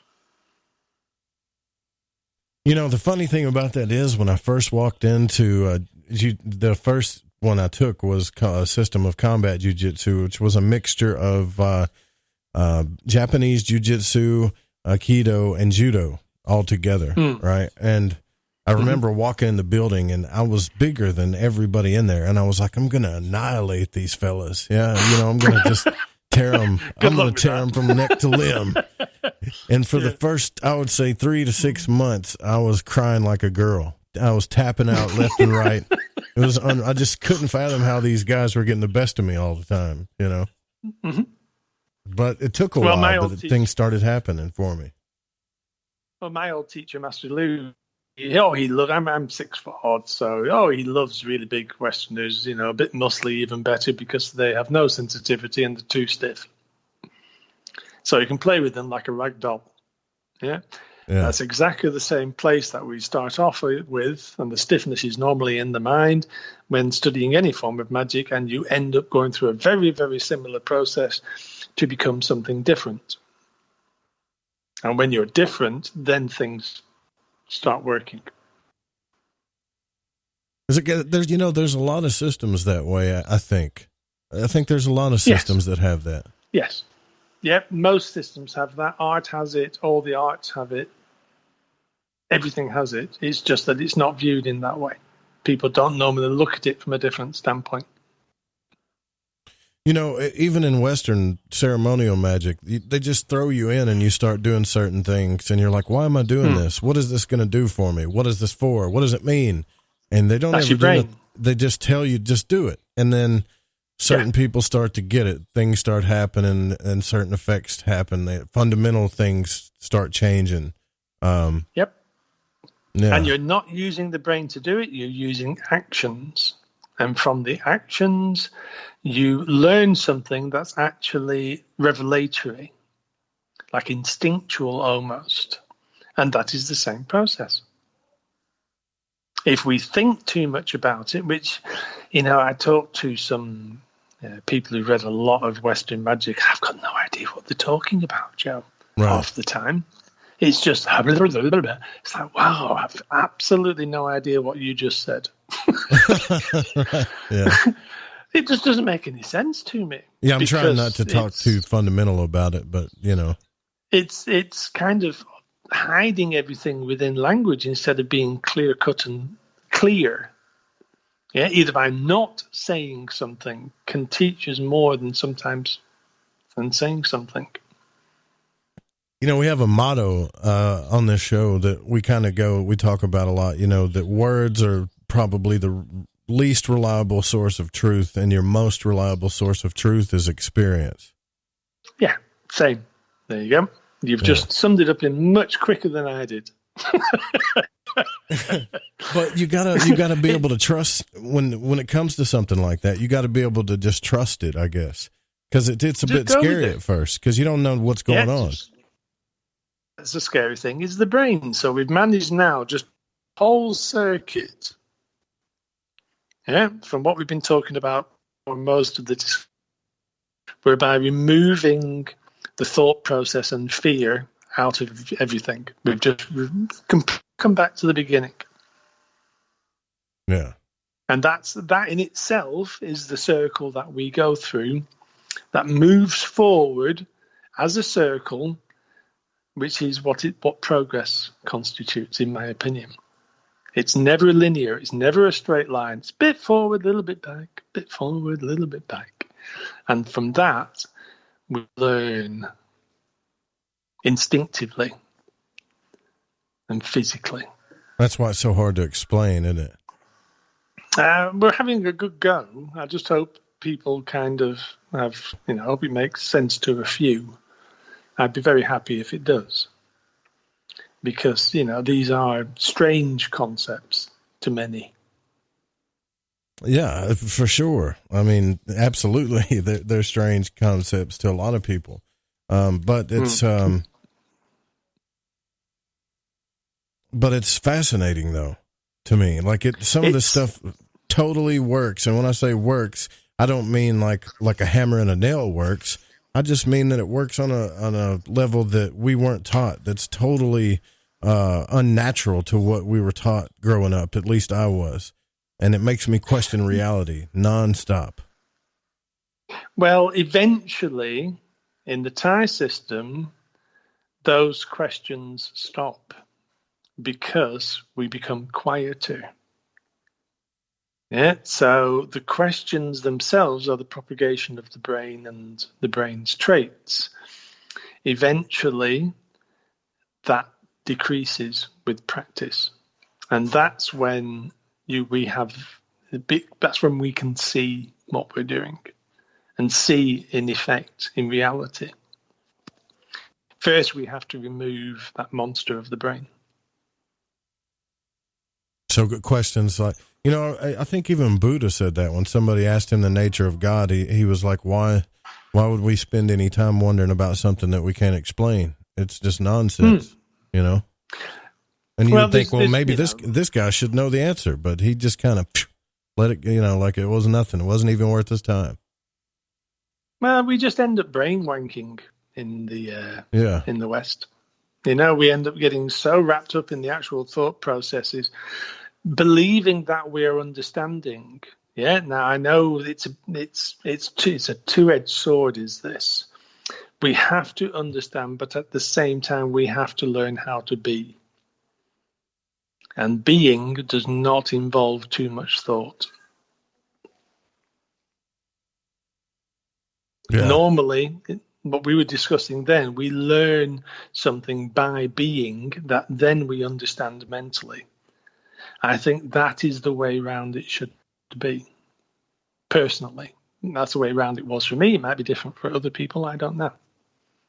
Did you kind of write your book in that kind of in that fashion? I mean, like it's not a roller coaster. It's not linear. It's hard to explain. I wrote it's a bowl of spaghetti. A bowl of spaghetti? Yeah. Yeah. Everything kind of leads into itself or into something else and back on itself and into something else. But the sauce is very nice. Yeah, the source is the subject. Kind of, people make connections through the book. Things will make sense if they read it as a whole. I put bits of comedy in as well, like I do in all interviews as well, because otherwise it all gets a bit serious and a bit goatee, if you know what I mean. And it's kind of, we should be able to laugh at these things. We should be able to find humor in terrible subjects and, find a release to some of the tensions that come with learning something like magic. Laughter is a great cure-all. Yeah, for sure. Do they use astrology in this system? The moon or the sun, or just astrology as a whole? Everything. It's they decide, like tonight we're doing graveyard ritual, and the day and the time is decided through the astrology of the two people involved in the ritual. Two people who brought the ritual. Has to be done at that time on that particular day. Thai astrology is a bit of Indian and a bit of Chinese, and then a bit of individuality thrown in. But the way they use it to support the magical system is very interesting. I've not covered Thai astrology at all. There's already books out there on Thai astrology in English, and I tend to only focus on the occult practices. But they do use it a lot. They time when they're going to create an amulet, especially for something like Rahu, because he's related to the cycles of the moon and the sun and the eclipses. That all has to be done correctly. But I don't study it. I don't go anywhere near it. It's too much. Are you even thinking about doing another book after this one? Yeah. We're going to do a part 2 to this one. Cover lands, as you said earlier, and then I'd really like to do a photography book, because one of the first things that people say when they open this book is, "Wow, photographs are great." And part of my role here is really to open this world to the outside. And I think that would be best served if we could eventually have a book in bookshops. But, it's actually probably just as difficult to do a photography book as it is to do a written book, because I've got to tell the story with photographs. Yeah, the photographs really stand out. They even do in this book too. They really get your attention. It's eventually I'm going to have to release a photography book, because I think it would do its job in helping people understand the system in a better, bringing other people in to try and be interested in it and keep it alive, and all those wonderful things that happen when people have an interest in something. You know what I think I would worry about if I went to Thailand? Even though I know I would be nice to people, I know I would treat everybody with respect the way I'd want to be treated. Especially if I was around Ajarns and, this system, I would be so afraid that I would offend somebody or do something wrong, or, that's the kind of stuff I worry about. No, well, that's just, we don't know, do we? No. We don't know we don't know a culture. Yeah, we don't know what the correct thing is to do, how to behave within a particular environment, which is why I take people around. I'm kind of like the door often, and eventually it will get to the point where many people are doing that, or many people have access to this, and then it will open further, and we will understand more. But next couple of weeks, we've got a guy coming who wants to see Ajaan, Apichai for some work, and then I've also got my mate Leon coming back to do some more Satyan work. And, people pop in every now and again, and we spend 4 or 5 very pleasant days together and go and hang out with the Ajarns and have various magical works done and get them cleansed of all the things that they acquire from the last visit, and then they can go home refreshed and hopefully in a better position than they arrived. It's always getting to visit other places and experiencing other cultures could be a very cool thing, because you might learn that you like something. For instance, when I went to my friend's house, who's Laotian, there was I started getting nervous because, when you walked by somebody, you were supposed to bow, and I didn't take my shoes off, and I messed up so many things. But when we sat down to eat, they gave me a bowl of soup, and I didn't know what was in it. Didn't ask, I'm going to eat this thing. And, I said, well, how do I eat this? And, I couldn't understand what, Lita's, I think it was her mother, was saying, but she said, pick the bowl up. And so I picked the bowl up and just started scooping it in my mouth. I'm like, yeah, I can get used to this, and that's not the way I was taught, use a fork, chew with your mouth closed. And when I looked at her, I felt kind of weird, like I'm eating fast and just tearing this thing up. And she's like, that's perfect. She gave me the thumbs up, and I was like, oh, I can get used to that, Yeah. Well, that's where we start. That's where we start. When I first came here, it was very similar. And then, the great thing about Thai people and people of this region is that they're kind, man. The default position is kindness. And they've been very accepting of this, slightly barmy Westerner that still lives here. And I'm still learning because, the depth of the culture in Thailand is way beyond what most people see. For a small Southeast Asian, they've had one hell of an influence on the world. Thai food, Thai boxing, Thai massage.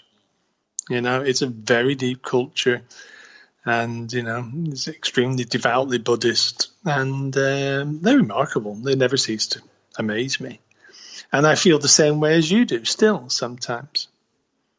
Yeah, but I could see that. I'm getting better at it. That's all. Or I laugh more about it.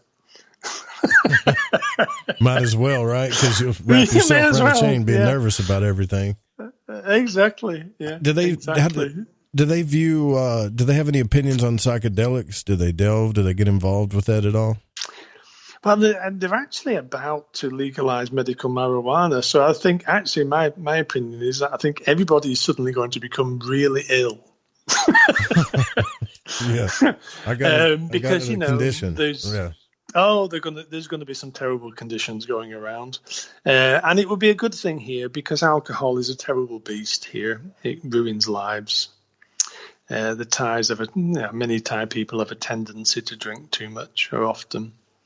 And, if they come from a tough part of the country that's poor, the alcohol just kills everybody by mid-50s.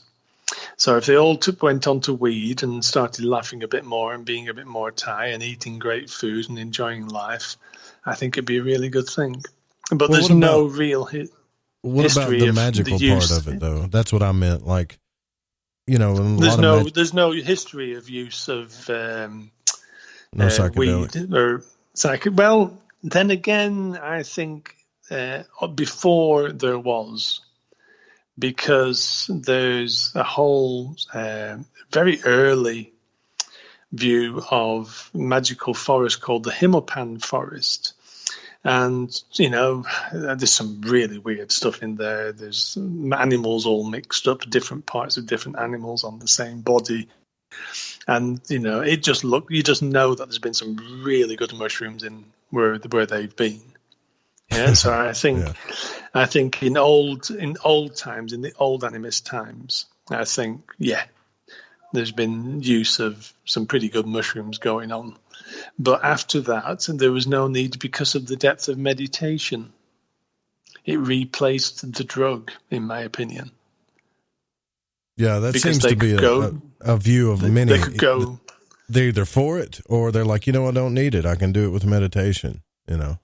Yeah, they could go places that we cannot. They can experience things in different travel the realms. So who needs mushrooms when you can do that, man? Yeah, no doubt. I would definitely love it's to be cheaper able as to do well that. if you don't have to buy them. Going out and sourcing them, sit down and learn how to meditate for 20 years and get there anyway. But the funny thing is, where Gordon is right, because I checked up on this when he said it, that the planet does seem to be, pushing these mushrooms out of the ground a lot more lately. And that makes me question this whole animism idea. If the planet is actually trying to get us to wake up a little bit, even if it's got to knock us around, Well, mushrooms have been proven to help people who are depressed and in the wrong position in life. They've been proven, they can be used to help people find a better direction in life. So you can also view it as an act of kindness. Because many people are under too much pressure. Life's a bit hard for a lot of folk. Yeah. You got so that it right. could also be viewed as an act of metta. Yeah, as an act of loving kindness towards people. And if people could see it in that way and give a bit of loving kindness back or share a bit more loving kindness for the earth and the people around them, they would find their life change anyway. Well, on that note, I really am very thankful that you spent time with us here at Lighting the Void and learning all about this. Thanks very much, Joe. It's been lovely, actually, because you've asked me questions, or we've been able to get into stuff that I didn't know the answers to. Yeah, so it only comes out when people ask questions from a certain angle or whatever else. So I'm very happy to have been able to talk. Thank you very much. Yes. Yeah. It's been my pleasure. And I do want to know what happens. I'm not going to judge if you make it through the cremation pit or whatever. If you do, you don't, whatever. But I do. If I don't, I'll send you a recording of me running down the road screaming like a 14-year-old girl. How does that sound? Yeah, that'll be fantastic. And we'll try and get someone to do a video as well, shall we? Right. Oh, that'd be lovely. And then tell, I'd love to see that. Tell everybody how they can find your book on social media. By all means, plug away, sir.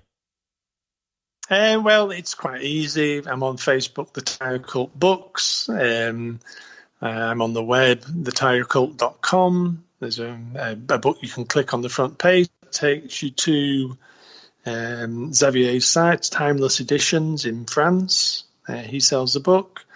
We're way past the halfway mark on selling the book. There's only 700 printed. It'll not be reprinted. And pick one up and read it. It's interesting. It changed my life writing. And for some people out there, it may help them with that they don't know that they need help for. Right on. And thank you again. Thanks so much for coming on the show. It's been a blast. Sure. Thank you. Yeah, it's been fun. All right, guys, we got to get out of here. That was Peter Jenx. Go check it out. I'll leave all of the links in the show notes. The Thai Occult. Make sure you give it a read, all right? And we'll be back tomorrow night. If you're listening live, The Secret Teachings with Ryan Gable is coming up. And don't forget the show is produced by The Fringe FM and cannot be re-syndicated without written permission. And music was by Chronox, Bundy, Kevin MacLeod, and Space Station. War music from the public domain. We'll see you guys tomorrow night. Good night.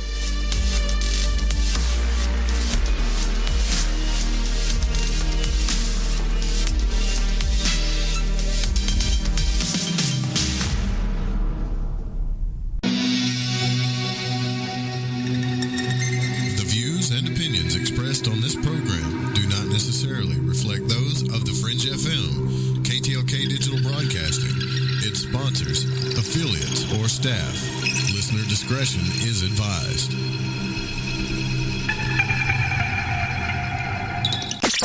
We told you weeknights on the Fringe FM are now even better, and we mean it. Do it live! Where else can you hear the best shows and the best talent?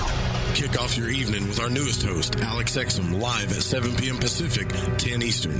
Hang out with me, Joe Roop, on Lighting the Void at 9 Pacific, midnight Eastern. Ryan Gable expands your mind on the Secret Teachings at midnight Pacific, 3 a.m. Eastern.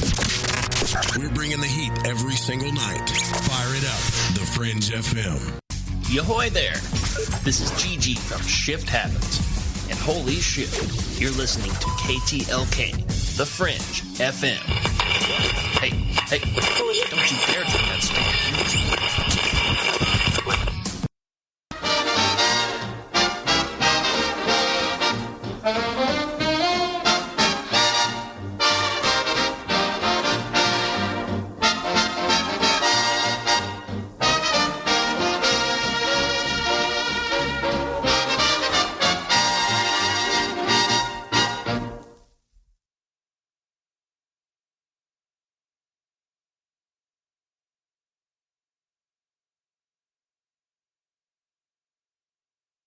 Friend says, you ought to come a little early. I caught him yesterday. Tried to come early, but my car wouldn't start. My Model T's out of